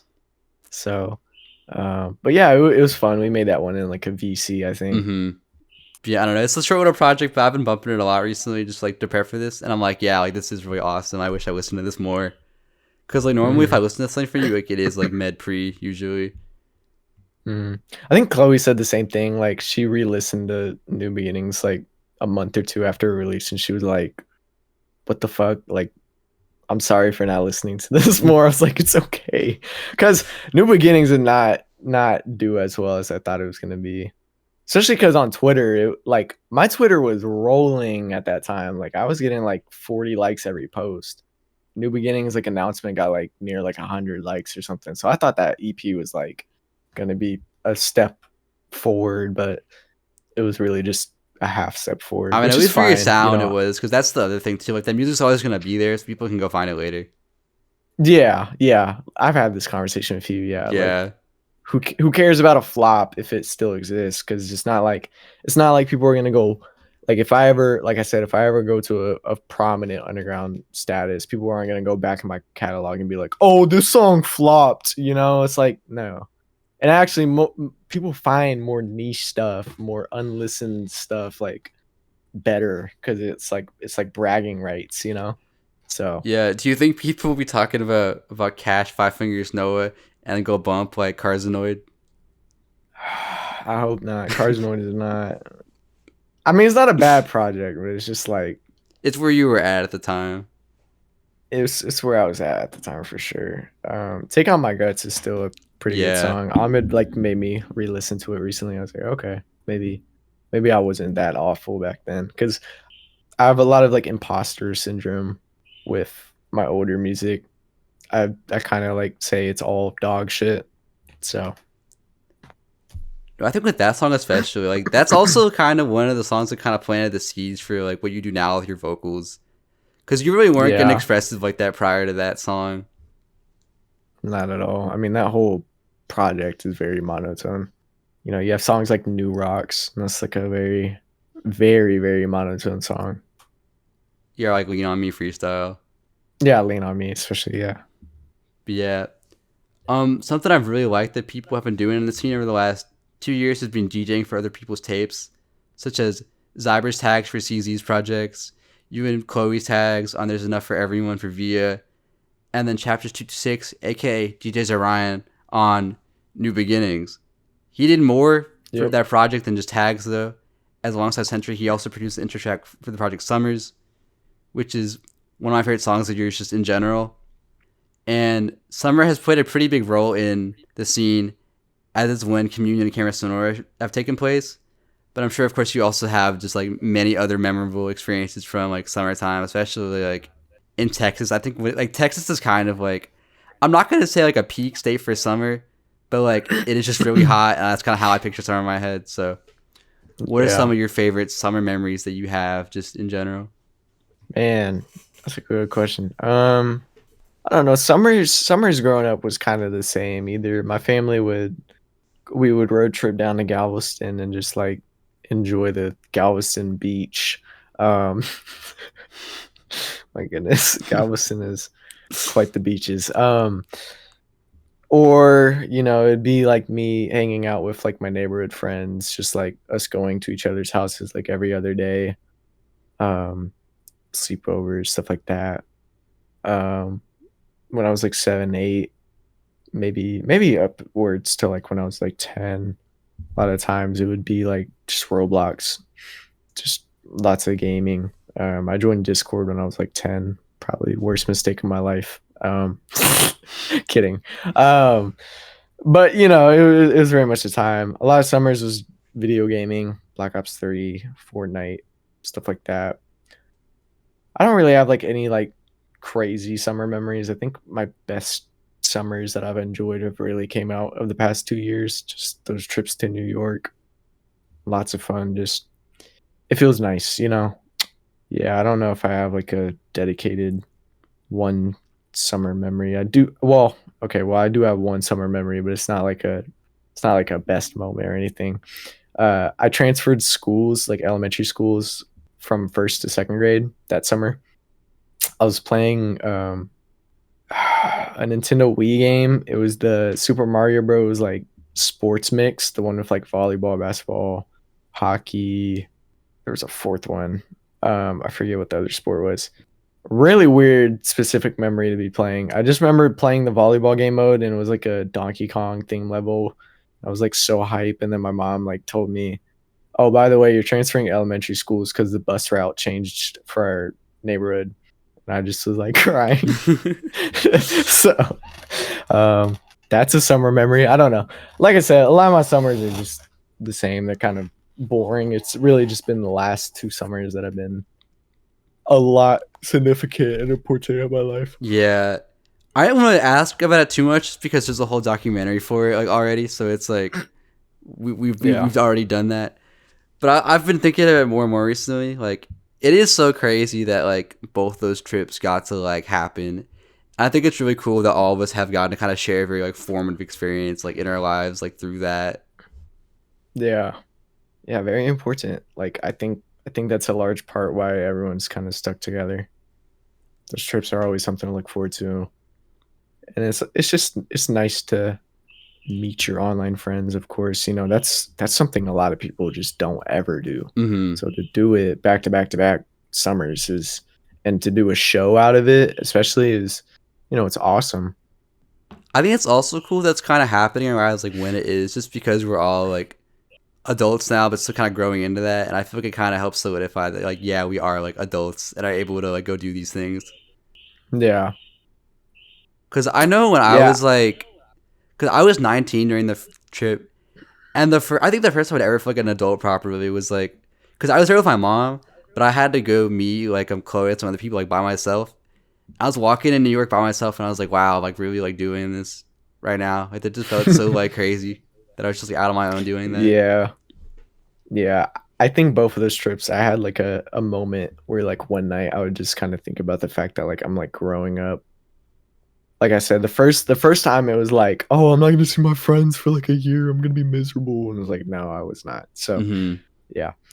And then the second time it was more of just like, damn, growing up, I'm about to graduate high school at the time.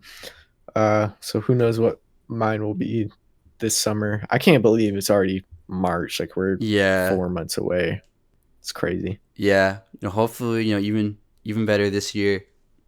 I don't know like what I'm gonna do on my end for it, just because like I've slowly been coming out of like a hiatus with Hidden Travel, and I think doing that documentary like took a lot out of me.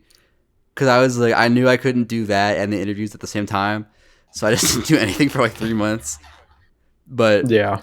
I do want to have something just because like I'm so glad there's kind of a way to re-experience that whole like trip and kind of like almost like mythologized it in a way. Because that could very easily just be like, oh yeah, we went and did this. But there's a whole like thing for it. It makes it feel like a very like big event in our lives because it was. So Yeah. I think like Carter said, like just the idea of like there's maybe gonna be some kids like us growing up on the internet, like on music sites, like finding that and being like, what the hell? Like this is like some like really cool scene. Like is it's very inspiring. I wish I could have It's been a camera motivating. Sonora. Yeah, exactly. Because I remember that was the case for me. Like I would watch like Black Cray shows. And I'd be like, dude, I wish I was there. Watch like Space Ghost Pert Rolling Loud 2018. Or like the and be early like, ones. I wish I was there. shows. Yeah, for sure. Yeah. I think it's funny you mentioned Galveston because that's also like a memory I have. Because that's my freshman year of college in 2024. But like me and my friend chose to like drive down there, and that was the furthest I'd like ever driven because it was like over an hour. And it was kind of one of those like free will moments because it's like, wow, I can really just go do that like whenever I want. Yeah. But we didn't even do anything. They just kind Yeah. of walked around the beach for like a few hours, then went home. Because I'm not getting into that Yeah. water. There's no way. Yeah, I don't know about Galveston anymore. It was fun when I was a kid, but yeah, I don't think it's really. I'd imagine the tourism has kind of died a little bit. Mm-hmm. Yeah, I know during like COVID, everyone I knew would go to Galveston for some reason. I guess just because less people would be there, but it's also like Yeah, during COVID, like I don't know about that. yeah, Yeah, yeah. It was a weird time. I think my brother would like drive a lot during COVID just because the roads were empty and whatnot. yeah. That's also that like 2 month period where everything was like completely locked down was so weird. Because I know I have a picture of like some parking lot from around that time where it's just like completely empty, and it was like in like April or something. Yeah, I remember my parents giving me the conversation like, "You can't go out, you can't see your friends for like 2 weeks." I was like, "Oh, okay." It was a weird time, man. I can't believe that. It's been 6 years ago. Like that's so crazy to think about because it still feels so fresh in our Yeah. mind, but it was like that's over half a decade ago at this point. Yeah. Something that's been on my mind throughout this interview though is, and I'm probably yours too to an extent, is of course I play rock paper scissors with every artist that I have on, and I lost to Ellie Bell in the last interview. You know what though? I know you also lost the previous time, and I used to joke about how Casey was so bad at rock paper scissors. I stopped doing that because I know Clara beat me. I think Aja did also. I'm pretty sure. Mm-hmm. And there might have been a third person, but like I'm not gonna be like Casey's about references. I'm not doing that. But you know, I think it's time that we have a rematch, and I want to reclaim my honor from the LA Bell interview. But you know, if you end up reclaiming it for yourself, like that'd be pretty cool too. 2 years in the making. Yep. You know, let's see what happens. All right. I forget how we do this. Don't we just close our eyes and Yeah, it's best 2 out of 3. yeah. Yeah. Okay. Okay. All right. Rock, paper, scissors, shoot. Damn. Okay. Okay. So you got one. Yeah. Okay. Okay. Rock, Try paper, to- scissors, shoot. Okay. Okay. Tie. Rock, paper, scissors, shoot. Tie again. Okay. Tie. Okay. Rock, paper, scissors, shoot. Fuck. Ooh! Oh man. All right. You know what? I rewatched the other interview, And in that one, like, you said that you used to always just do rock every time. And I was like, I don't know if you were going to be thinking about that this time that I would remember. Because I don't know if you watched it at all. But I was like... I thought about it right now, but I was just like, no, I'm not going to do that. Yeah, because well... I felt like you would have known. Or it's a common strat, I think. Yeah, no, someone else... I think someone recently did that too that I lost against. I don't know. But yeah, so maybe you didn't, reclaim your honor. No. But KSC's rep has gone up at the very least. Because there's a few At people on the least, board man. now. Yeah. Yeah. Moving on. So we brought up the New York trips earlier. And one of my favorite parts of the New York trip last year was helping people shoot their music videos after Camera Storm was over. There's some videos that I shot that still aren't out yet, which like hopefully will be done soon. Like I know we've both been waiting on one of them. Yeah.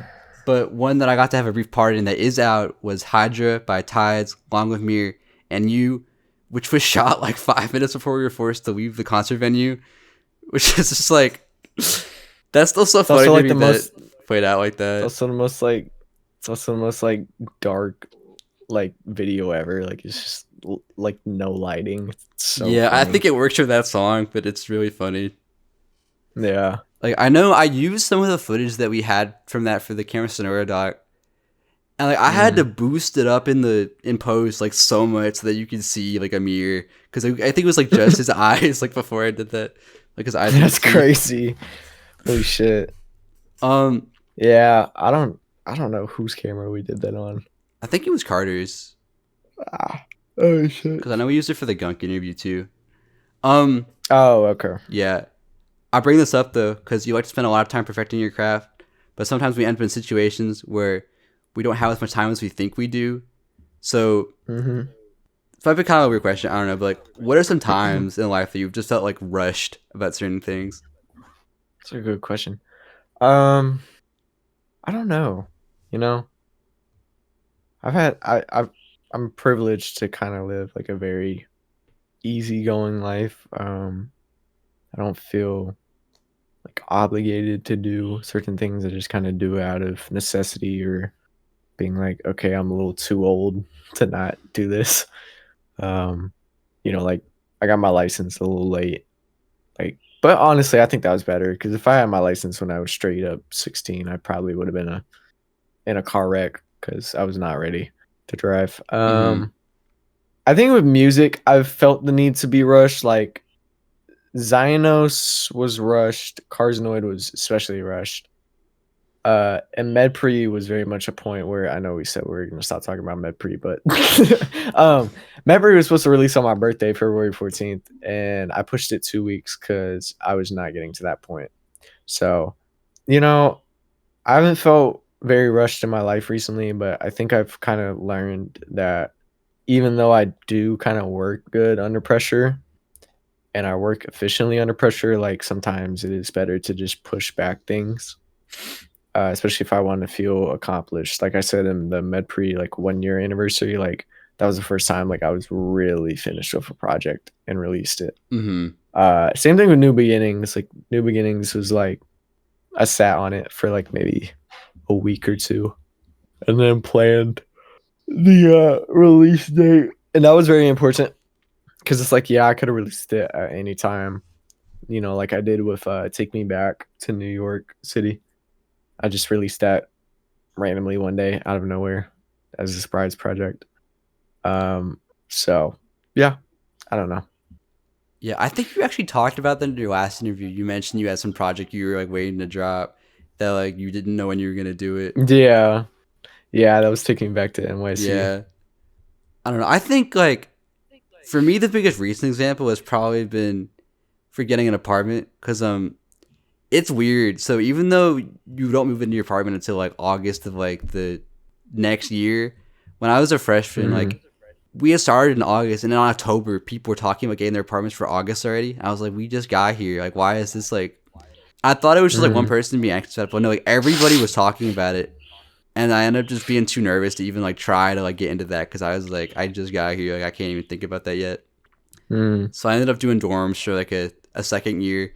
So if anyone remembers the kind of like the jail cell like room that I had, Like that's when I was in a dorm for a second year, but now I'm in an apartment because I was like, yeah, third year. I think I'm ready now to like actually have one. Hmm. I think that was also not wanting to like rush into more like adult responsibilities, I guess, because there's some things like having to like get groceries now that like I have to do that like I don't think I was ready to like deal with doing that on like a weekly basis like before. Yeah. Yeah, I still have yet to experience a lot of that, but it'll definitely come at a point in my life. I'm sure I'll be in a position probably 2 years from now. Like, damn, I did feel rushed because now I got to get a place to live and whatnot. So we'll see. Yeah, like it is like a weird adjustment at first. But once you get into the swing of things, it feels very like normal. And again, it's like everybody does it every day, so like of course you can do it too. Yeah. That's how I felt about driving long distances too, because like similar to you, like I was always paranoid that I get in a car accident. But it's like if everyone's able to drive this route every day, like I can do that too. Yeah. But yeah, that was just a brief little question because like I've been trying to find ones for that I haven't asked before. And I know that's one that I don't think I've ever Mhm. asked in an interview, and we're 79 in now. So Yeah. yeah, I mean, it's a good question. I don't know. Music, I felt rushed, but life, yeah. not really. I mean that's a good thing though, because like everyone goes at their Yeah. own pace, so gotta do works for you. Yeah. Like I said, I feel privileged. I mean, maybe like enrolling in the community college, I felt a little rushed because it is like a quick process of like, okay, you have to schedule for your classes and whatnot. So, but that's like the only instance. Yeah. Moving the conversation back to music. So you're the second artist that I've ever had come back for a Redux interview, and there's a very big similarity between you and the previous artist that I brought back. Similar to Bappy and the now defunct KG Collective, you're the founder of Killstreak Certified, both of which have been collectives that are like pretty big like pillars of our like community and circle. Mm, And it might be weird to think about it like this because it was around for so long, but like at this point, like KC has been around longer than like KG was. So yeah. at the time of your interview, which I mentioned before, Sacred Deer, who at the time went by Tank Girl, was the most recent member. But since then, you've Mm, added Deshuri, Bappy, Ty Cox, Zyber, Via, 147, Ruby Red, and Long with Mirror to the collective, turning KC essentially into like a super group of the scene, pretty much. mm, Like that's honestly yeah. probably one of the most stacked collective lineups I've like ever seen. And you currently have 16 active members in there. Mm, So just now that you have this like giant collective with so many talented people to work with, I was kind of curious, I guess, like what your vision for the future was like regarding KSC. it's a good question.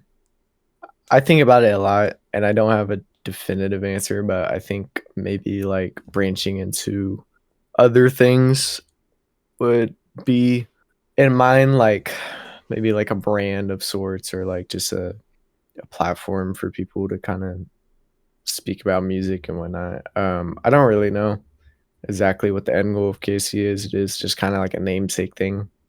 I think I've kind of embraced the fact that it is just kind of cool to just say KC. It's Mm-hmm. not like a super big deal. Yeah, I know Isaac came Um, back to KSC after leaving because he couldn't stop using the KSC tag. Like that was like the primary motive for him to come yeah, back. yeah, it's funny. Yeah, man. I don't really know. I think we're just at a moment where everyone individually just kind of has their own projects that they're working on, and I think eventually we'll just come around to releasing the second KC mixtape.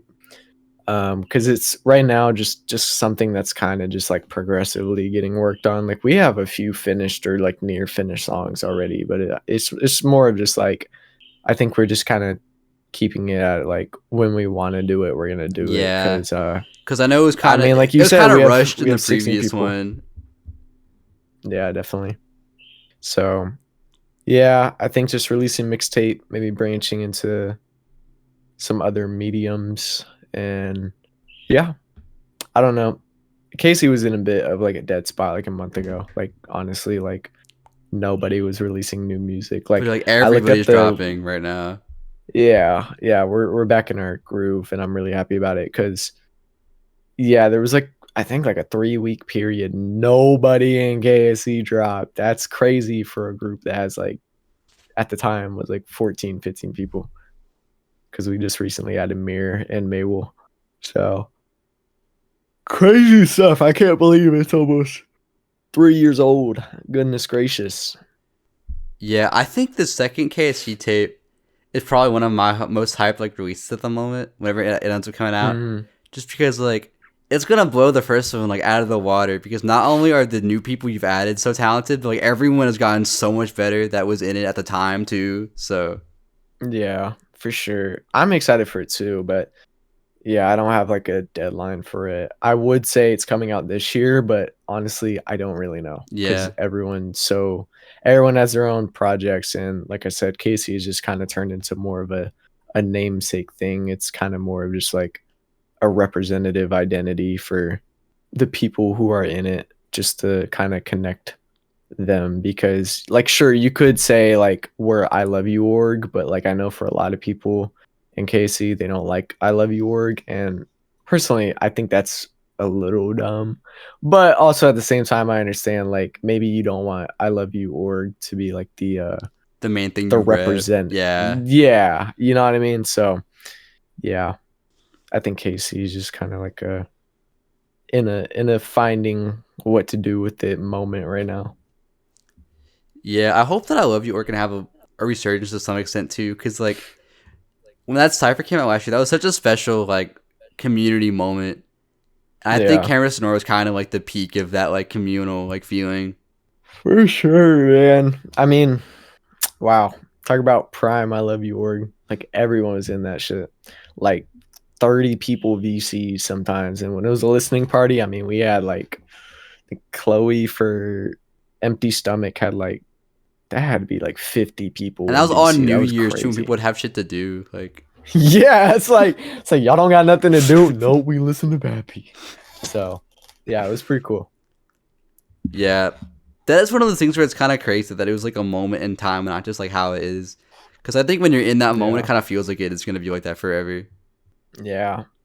It's important to be level-headed and kind of come back to the fact that like momentum, like you can reach peaks, but like that peak is a peak for a reason. You know what I mean? Like that peak is going to allow you the ability to just kind of like ride out and smooth moving forward. But obviously a peak is a peak, you know? So yeah, hopefully we can recreate some momentum that we had like last year with I Love You org, because that was, you know, I mean, we were handing out. I tell Chloe and Isaac this: they need to pat themselves on the back way more. They gave people careers, basically. Like there were so many producers in that server that like just got namesake out of being in that server and getting placements from that server. Dude, and like even like CZ, like I feel like that listening party single handedly kind of gave him an audience. So yeah, it is just like, I guess we'll see how far it goes, but I mean, yeah, I think Chloe and Isaac. Well, I guess it was Chloe's server, but I know Isaac was very important to that process. You know, I think they need to give themselves more credit of the fact that, as funny as it is to say, you made people, bro. You made people. You gave them careers. So, and even if they don't want to say that, they still provided like the meeting ground for so many people to be able to work. Yeah, I mean, there's been so many collaborations, and like, for example, like I don't know if Stone would be where he was at now if like I Love You org wasn't a thing.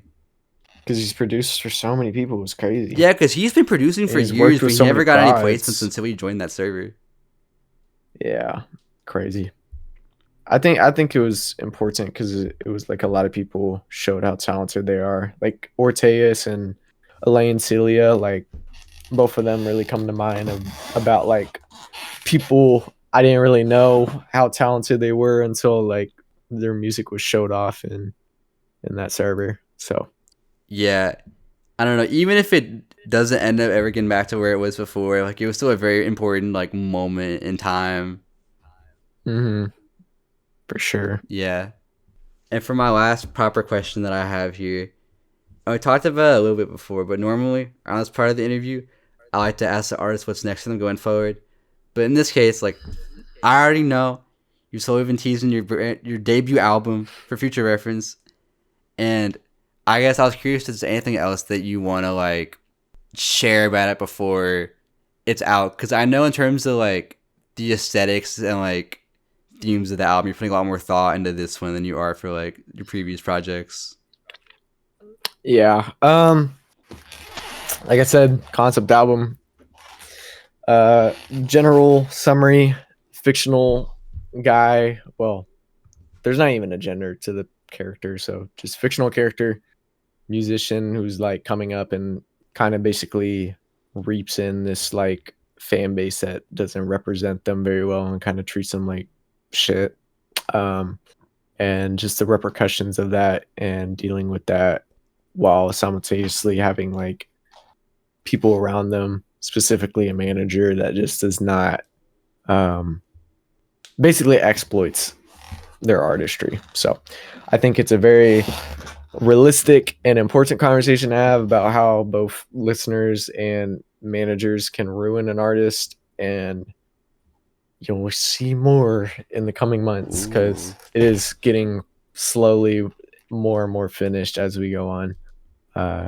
Yeah, I don't think I publicly said the name was for future reference, so you said it for me. Well, but no, you said it on B-Day, baby. Oh, I did. Okay, well, I know some people don't listen to lyrics, so. I was listening. Well, thank you. Yeah, so I'll try and release the album before July or just before the show. I'm trying to get it out by summer 2026 at the earliest, and hopefully I get a single out this month. For sure, a snippet coming this month, that being March. Ooh. If there isn't a single in March, it will be in April. It's going to be good. Hopefully it releases on time. I already have a date set for it. Stay tuned, bro. Stay tuned. Yeah, do you have the single like already made, like for what you like that you want to put out for it? Because I know for you kind of just dropping like as you went with that project. It's not finished yet, but like I know what single it's gonna be, if that's what you mean. Yeah. But yeah, I'm gonna have Zilla help me with mixing and mastering. I'm really trying to make this like the most like polished project I can. Because like I said at the start, I'm kind of a booty engineer. I'm good at engineering, but I'm not like expertise. So yeah. Yeah, well, I'm very excited for it. I guess, is there anything else that like people should expect from you going forward, or is it primarily just like that tape that's like the main focus? I think just that album. But I'm gonna keep pushing out music. I'm gonna keep being myself. I ain't gonna stop. That's all I'm saying. All right. Well, as the episode comes to a close, is there anybody you'd like to give a shout out to? Shout out to my wife, Justine. Shout out to everyone in KC. Love y'all. Thank y'all so much. Shout out to everyone who's just been here, new and old. You know, shout out you, Scott. Thank you. Shout out friend group. Shout out residents. Shout out, you know, all those people. They're tough. Go check them out. Shout out my family. Shout out Zave. That's ZAV. Shout out Fashionist. Both of them boys. Underrated. I think that's about it. All right. Well, shout out all those people. And of course, shout out FiveFingersNoah. Thank you so much for doing this. You know, 2 years later, I think it was time to run it back. You know, this won't come out on the 2-year anniversary of Hidden Driveway. It'll be like a few days before, just because it's on a Saturday. But you know, this is kind of gonna serve as the like 2-year anniversary like video. So I think it's kind of a cool way of kind of just showing how far, you know, I guess like the scene has come. Because I definitely say like you were one of the people I think of when I think of like our scene. So just kind of having a little like marker of that. Also cool just for like Hidden Driveway as like a channel too, because I don't even have 100 subscribers yet when we did your first interview, and now we're at like 700 something. So like that's pretty crazy. That is crazy.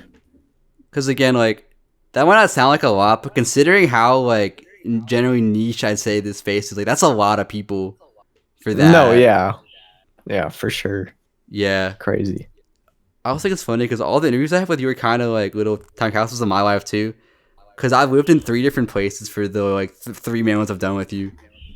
Because it was wow. my I house, didn't even realize that. and then my sophomore year dorm, and now my apartment. So little Damn, AAMU dude. world tour. Yeah. I know I always mention that there's like the hidden driveway like playlists, and I think I want to update the songs I have in there for you currently because those are like really old at this point. So I'll put some of boy. Noah's more recent work in there in the spot that they're currently at in the playlist. So if you want a look at what Noah's doing now, if you like tapped in 2024 but not now for some reason or vice versa, I don't know. Go bump those. I'll have all those links in the description, of course. And yeah, I think that's everything I wanted to say. If there's anything else you wanted to add. I don't think so. Just thank you again for the platform. It's a great deal that you do for a lot of people. So that's about it. Thank Thank you. you. Thank you for watching. Thank you for watching. Thank you. Yeah, I'm AAMU'S, been the Hidden Driveway Show. Thank you for watching. Goodbye. Peace. Hey y'all, Editing AAMU here, and normally that's where the video ends, right? Interview over. But if y'all watched Bappy's second interview last year for the 1-year anniversary of Hidden Driveway, what makes y'all think I wasn't about to run back for the 2-year anniversary for Noah? Come on now. Noah, I know you knew this was coming because a certain somebody spoiled it, but like I don't care. I had to let you know what's up. Because I know last year for Chloe's interview, I said that like without Bappy, there would be no Hidden Driveway. And that's still true. But I think second to her and Isaac and all the work they did through like KG and I Love You Chord and all this stuff, is you're absolutely right there. Just because KSC has been the dominant collective in the scene pretty much the entire time. Like you brought so many people into this space, whether they're friends of yours or they're actively like a part of KSC. And I know the work that you've done has just been inspirational to so many people, whether again like through running KSC or your solo stuff as well. I know for me it has especially.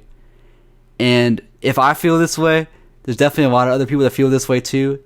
And I think maybe, just maybe, there's some people that have some words for you, Noah. Some words, some pretty special words that they want you to hear. And I want you to hear them. So I'm going to let them have the floor. I got some words of my own to say at the end too. But I'm going to let them take it from here. Enjoy. Five Fingers Noah. What the hell is up, bro? You caught me at a trapped moment of my life, unfortunately, but that does not matter. I just wanted to say thank you for always keeping it real, because, bro, the underground rap scene could use 1,000 more of you. Holy fuck, it is really bad out here right now. Like, why is Nine Vicious have 1 million monthly listeners? It's fucked up.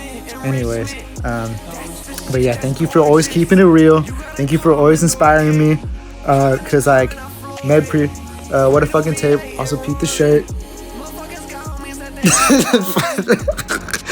Shout out, yeah. Medpre is fucking awesome. I still love it. Always love it. And I'm very excited for future reference. Let's fucking go. I'm honored to have helped a little bit, and I hope that I can help more. You know, ever since I heard Medpre, I was like, nah, I have to like. I gotta get on the albums, bro. Future albums. So, you know, anytime you need the clarification for key or D-tune, I'm there for you, bro, until the day I die. Thank you for always being there for me. It means the fucking world. I don't know what I'd do without you, bro. Like, you always reach out to me whenever I'm, you know, going through some shit. It means the world. Seriously. I love you, bro. Shout out Five Fingers Noah. Shout out Five Fingers Noah. Shout out Five Fingers. Hey Noah, I've only gotten to know you this past year, but in that time, you have become one of my most respected friends. Your music has left a crazy important mark on me and so many others, and I think that no matter what happens in life, your mindset is so strong that success will find you. Good luck on everything. Hey, bro, Noah, bro, that's the fucking goat, bro. He the fucking goat, bro. That's my fucking, bro, that's my nigga, bro. Even though sometimes he be acting like a little bitch, that's my bitch, bro. You feel me, bro? one of the hardest working people I know, bruh. He put his whole heart and soul in every single thing he do, and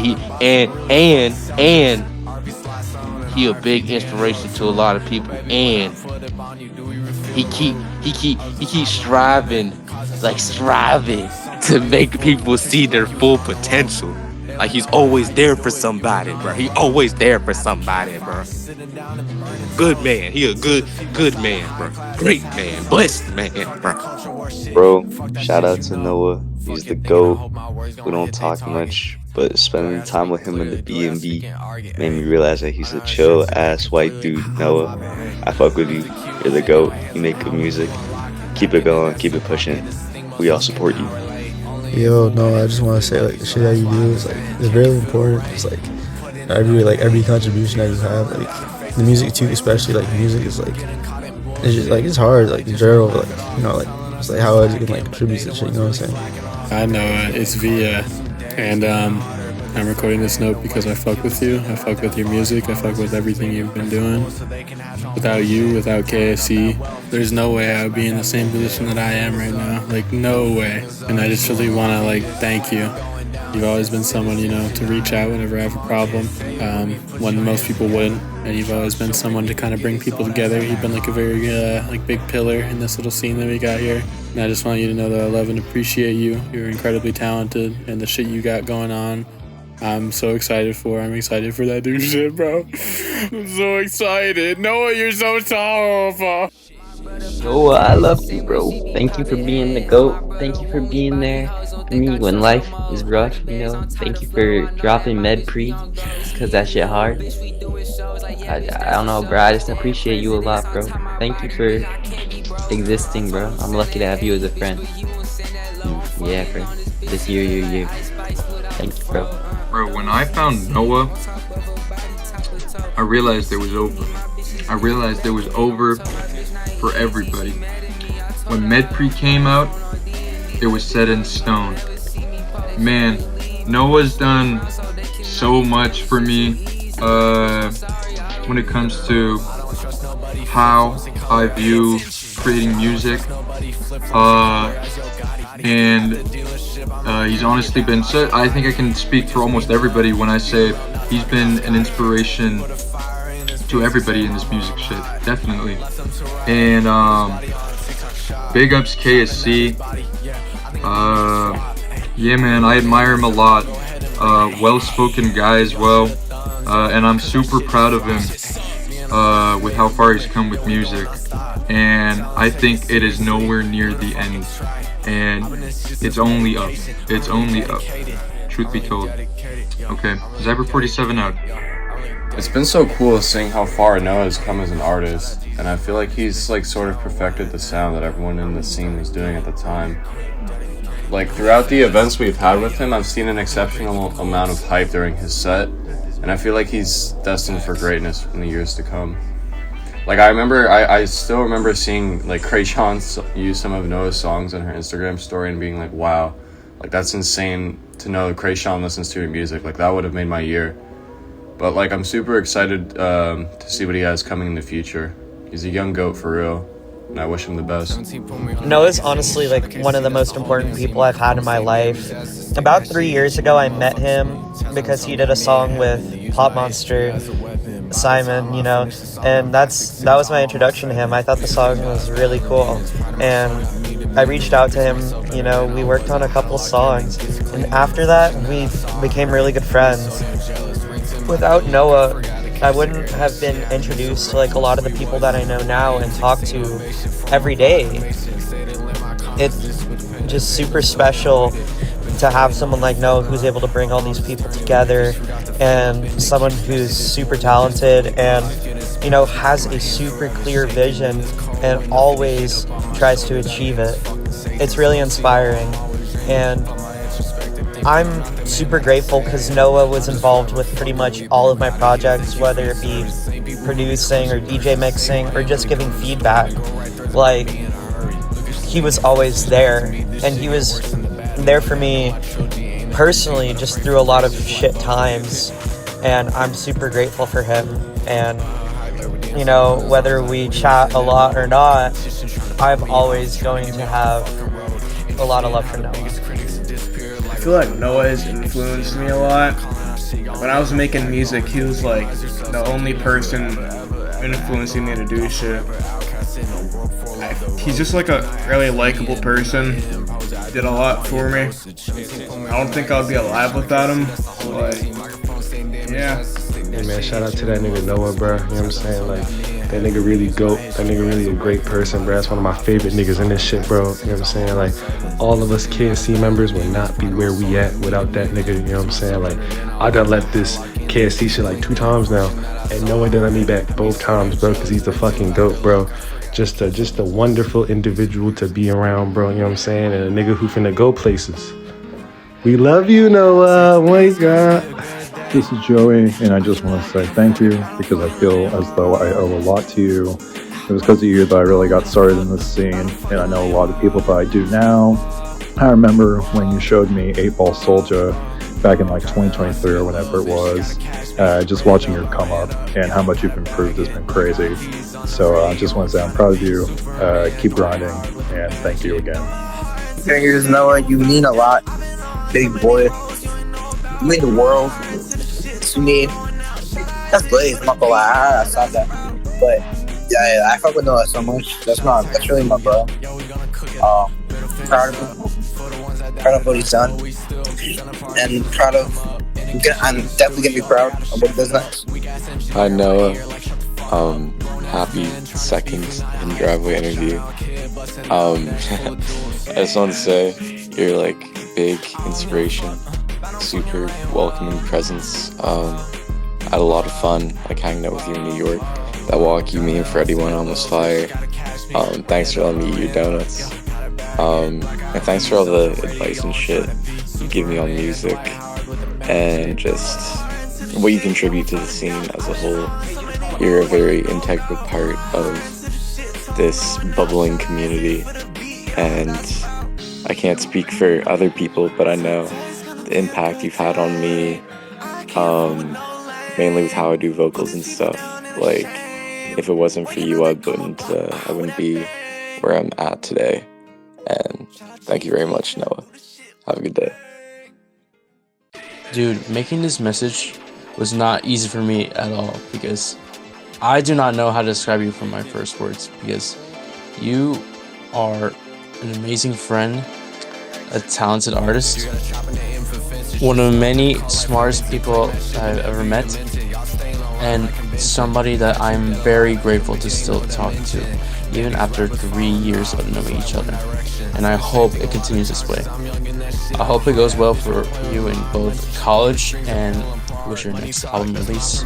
And I hope it goes well for your music career in general, because there's a whole world out there that needs to hear your voice. You know, just like keep wearing those polos, keep being awesome, and just, I love you, bro.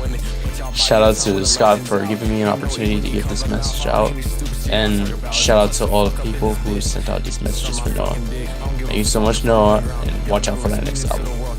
Noah, I know you hate it when I call you Honey Bun, but I call all my bestest friends Honey Buns.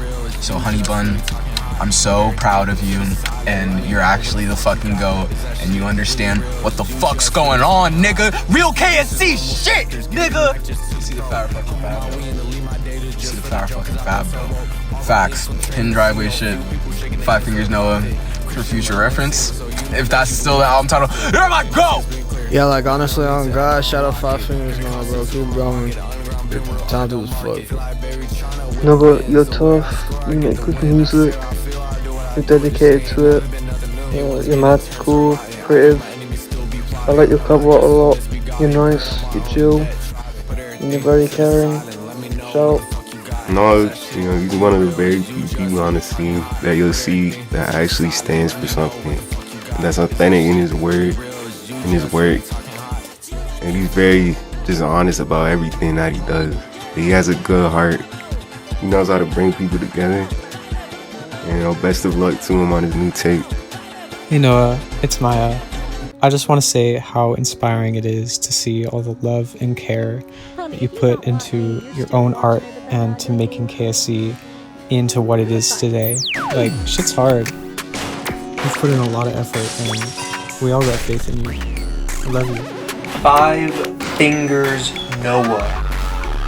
I'm gonna say 3 things. Like, I have like 3 topics to talk on. It's like the first time I ever heard of Noah was through New George Michael, and I forget like how I actually became like his friend, but like I found him through New George Michael. And the second thing is that like when Medication Prequel drops, like I used to listen to that all the time at workout. That was like my favorite album for a while. Like Breathless is like, that might be Noah's best song. Like that song is just so good. Oh my god. The whole album is just flawless, but like that song specifically. And then one more thing. The beat for Campfire, I made that like Noah was like asking me for beats, and I literally had like no new beats, and I didn't want to send any old beats, so I just made him this beat day of. It took me like 4 hours because I needed to get it like perfect. And I thank Noah for like asking me for a beat and like kind of like getting me to make this beat, because this beat is like one of my favorite beats I've ever made. It's so good, and Noah did it justice, and he's just the GOAT. So thank you, FiveFingersNoah. As somebody who met Noah through what is essentially the first communion show and subsequent Camera Sonora follow-up, I can just attest to him being one of the most friendly and down-to-earth people there, just being consistently supportive of every other artist's efforts, and just being a very grounding, sick person to talk to all the time. His music is really compelling and definitely just takes a lot of the genre in a really cool direction that I think is pretty original and unique.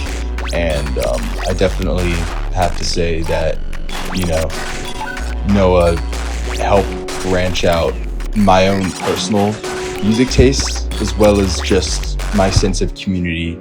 And it was great meeting him, and I really can't wait to see him again this summer.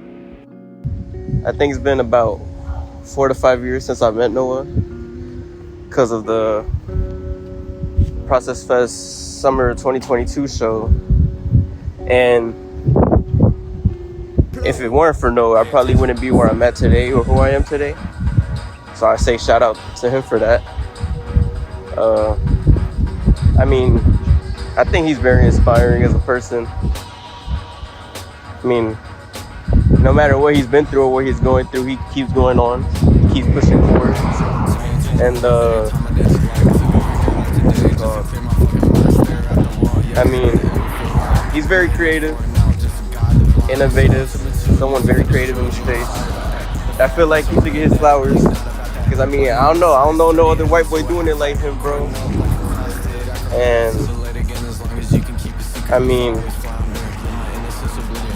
I also met a lot of cool people through him that I'm cool with today. Yeah, man, that's about it. Shout out my dog Noah, bro. That's my dog. My nigga Noah, man. I'm terrible at starting these things off, so I'm just gonna get straight to the point. Noah, you make such fire fucking music. Oh my god, you are, no joke, one of my favorite artists in the underground now. Definitely one of the best, man. Right? I listened to Medication, the prequel. Holy shit, that fucking album is so good, man. All right. Like, it is mixed so well. You have such a good ear for engineering, especially the kicks. I don't think I've heard kicks more, like, I know that's very specific, but I don't think I've heard kicks as good as yours in your fucking songs, man. Alright? I fucking love your shit. I know you don't really know me well, just know that I appreciate you. You're awesome. Much love, alright? Like, I respect the hell out of you, alright? Keep making fire music, man. Like, you're fucking goated. Shit, Noah hella cool, man. It's crazy, like, seeing how much he's grown as an artist since knowing him back in, like, 2023. You know what I'm saying? Like, Medication, the prequel, last year was probably my favorite, one of my favorite releases. Not only that year, but just in general. It opened my eyes to the importance of, like, self-production as a rapper and the shit that you can do, you know, being a producer, especially, like, man, at his level. It was it's a crazy listen, bro. And New Beginnings as well. Just everything he's been releasing the last couple years have been really great. He's done a lot for our scene. You feel me? He's done a lot for half of my first project was literally, it wouldn't even exist without Noah's contributions, you know what I'm saying? So he's done a lot for me, he's done a lot for the scene. It's been great to see like how much he's developed, you feel me? And also with everything he's done with KSC, you feel me? It's been crazy, bro. He's a great artist, cool ass dude, you feel me? Shout out Noah, man. Noah is the main reason why niggas in the squad is going nut right now, cause he be doing shit a lot of niggas don't in this underground shit. You don't know what the fuck he be doing in the background, bro. He could be in laboratory and some shit and cooking up some bullshit, spread Riley, nigga. And that shit gonna be beautiful, nigga. His meditation, I don't know how the fuck to pronounce it. His meditation tape, the last one, that shit was hard as fuck, nigga. Niggas never do this before. But hey, shout out to fucking Noah. Noah is really just like the fucking, like, the actually, like, I can't even like articulate it. Like, that's just how mind blowing I'm like right now. Like, I'm not gonna act like he was like the worst rapper ever, like originally when I first met him. But that nigga deadass needs like a most improved award, because it's like he, like I said, I'm not gonna act like he was ass, but like he was just like, he was on like the level of like how most of the scene was. Like, he was just pretty good, you know what I'm saying? He was just getting started out, and then the nigga made Medpre like a year and a half after I met him. Like, that's just outrageous, bro. And it's like, I don't know, man. Aside from being musically talented, you know, it's just like, you just like, bro, it's like, you're just so fucking fun to like, just like engage in conversation with. Like, I like him, like, we don't like talk super often, but it's like, I don't know. Every time I'm in like a conversation with you, it's a fun time. It's you are very articulate, you know what I mean? Very knowledgeable, very well spoken, and it's, I don't know. I could probably phrase everything I'm saying better if I like wrote everything down, but I just like, I don't know. I'm not gonna like do all that. I'm not gonna script my fucking my appreciation voice message. But I love you, bro. Keep being you. Keep doing awesome shit. Hey, it's Zane. Noah, people might not realize this, but Noah is like the mastermind behind everything we do. Like, every single thing KSC has done, like, it's always been Noah behind it all. Like, he's like kind of a genius when it comes to that. Like, he's always like I would call him the leader of the group. Like, he's always like pulling shit together, like focusing up, like locking us in. He's always the one that like makes it happen. Like, he just makes shit happen, and he's just like kind of the GOAT like that. Like, he's just like a super smart dude and works really hard and just makes awesome music. Yeah, I've known Noah for a while. I remember when KSC was like a mere concept, when I don't even remember how I met Noah actually. It's been a few years. Oh yeah, I think it was definitely just a friends of friends thing, where like Isaac was like, we were in some call, and then I probably joined in and then said hey, and then things led to another. And I know Noah took an interest to my music pretty early, and he was always really supportive of that, and I appreciated that. I still appreciate that. And I mean, from there, we've just been good friends, still good friends. That's Novo claps. Don't put that out. But I remember back when I even played Fortnite, when we would play Fortnite, or when we play random Roblox games at like 2 in the morning, talk about life. I mean, that's what friendships are all about, right? Play Roblox at like 2 in the morning. That's really what it boils down to. But beyond that, it's really impressive to have pretty much been on the, not on the side, but just seeing everything that's happened for him with the music and just in general. He's definitely grown as a person. I mean, we all have, but he's a great person, great man, and from going from making music online to like actually performing, that's crazy for the entirety of KC. That's crazy, but I know for Noah, that's like, that's really why you do music, or I guess that's one of the reasons, big reasons. Well, I guess the big reason is to see other people happy, really, when you boil it down.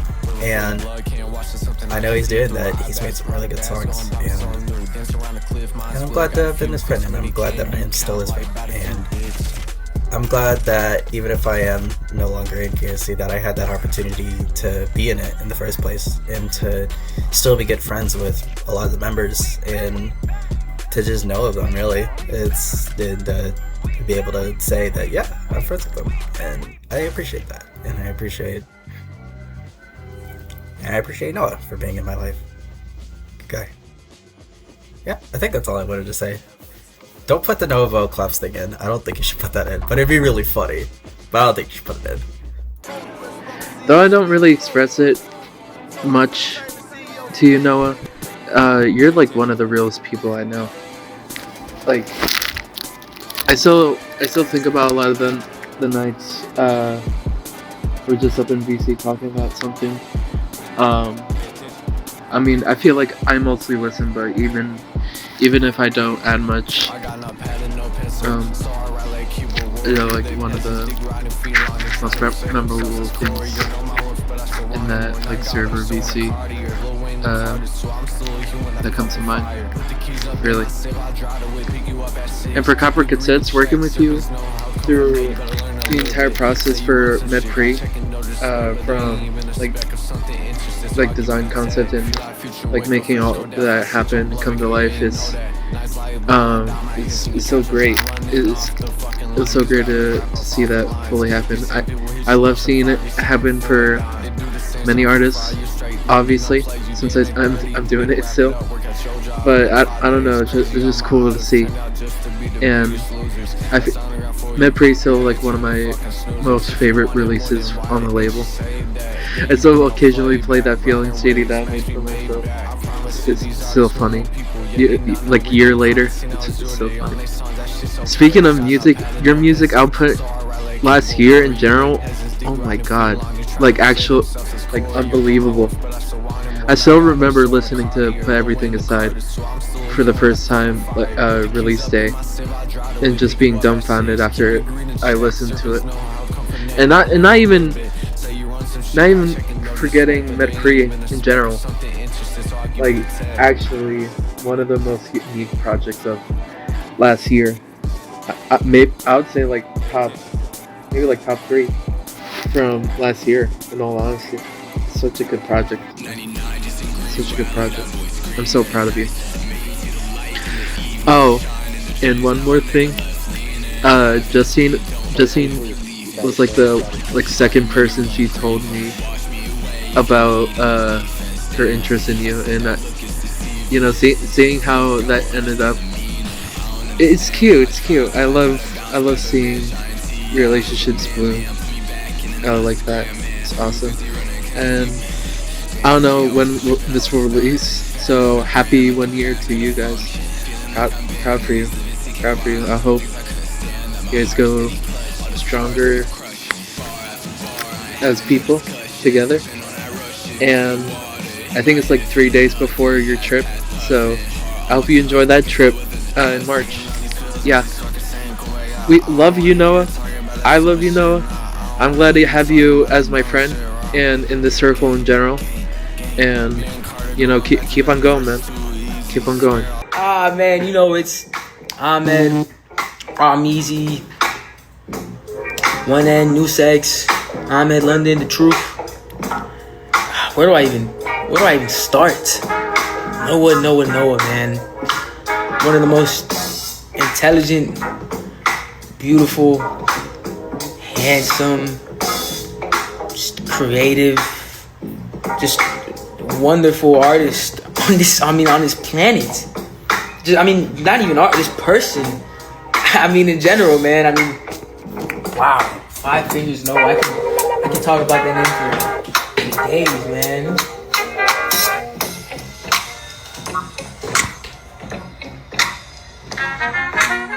Hi Noah, it's Clara. I'm not 100% sure what I'm supposed to say for this, but let's just do it off the dome. I mean, what is there to say, man? I watched you grow up grow up is a strong word. We grew up together. That's also a strong word. What, like 5-6 years I've been watching you make music and become an amazing person, and I don't know, just become one of the best people I know. It's been amazing to see, and I'm very happy. I'm still here. I'm very happy that we stuck around. I'm very happy that all the things that have happened, that Process Fest happened, that the 406 happened, that that KSC happened, and here's to many, many more. Love you. And yeah, thank you so much to everyone that sent something in. I know that was a lot, but Noah, you mean a lot to a lot of people. What can I say? But as for me, it's still so surreal that like our first ever like real interaction was in a VC where you found out that I didn't like your music at the time. But like that could not be further from the truth right now could it?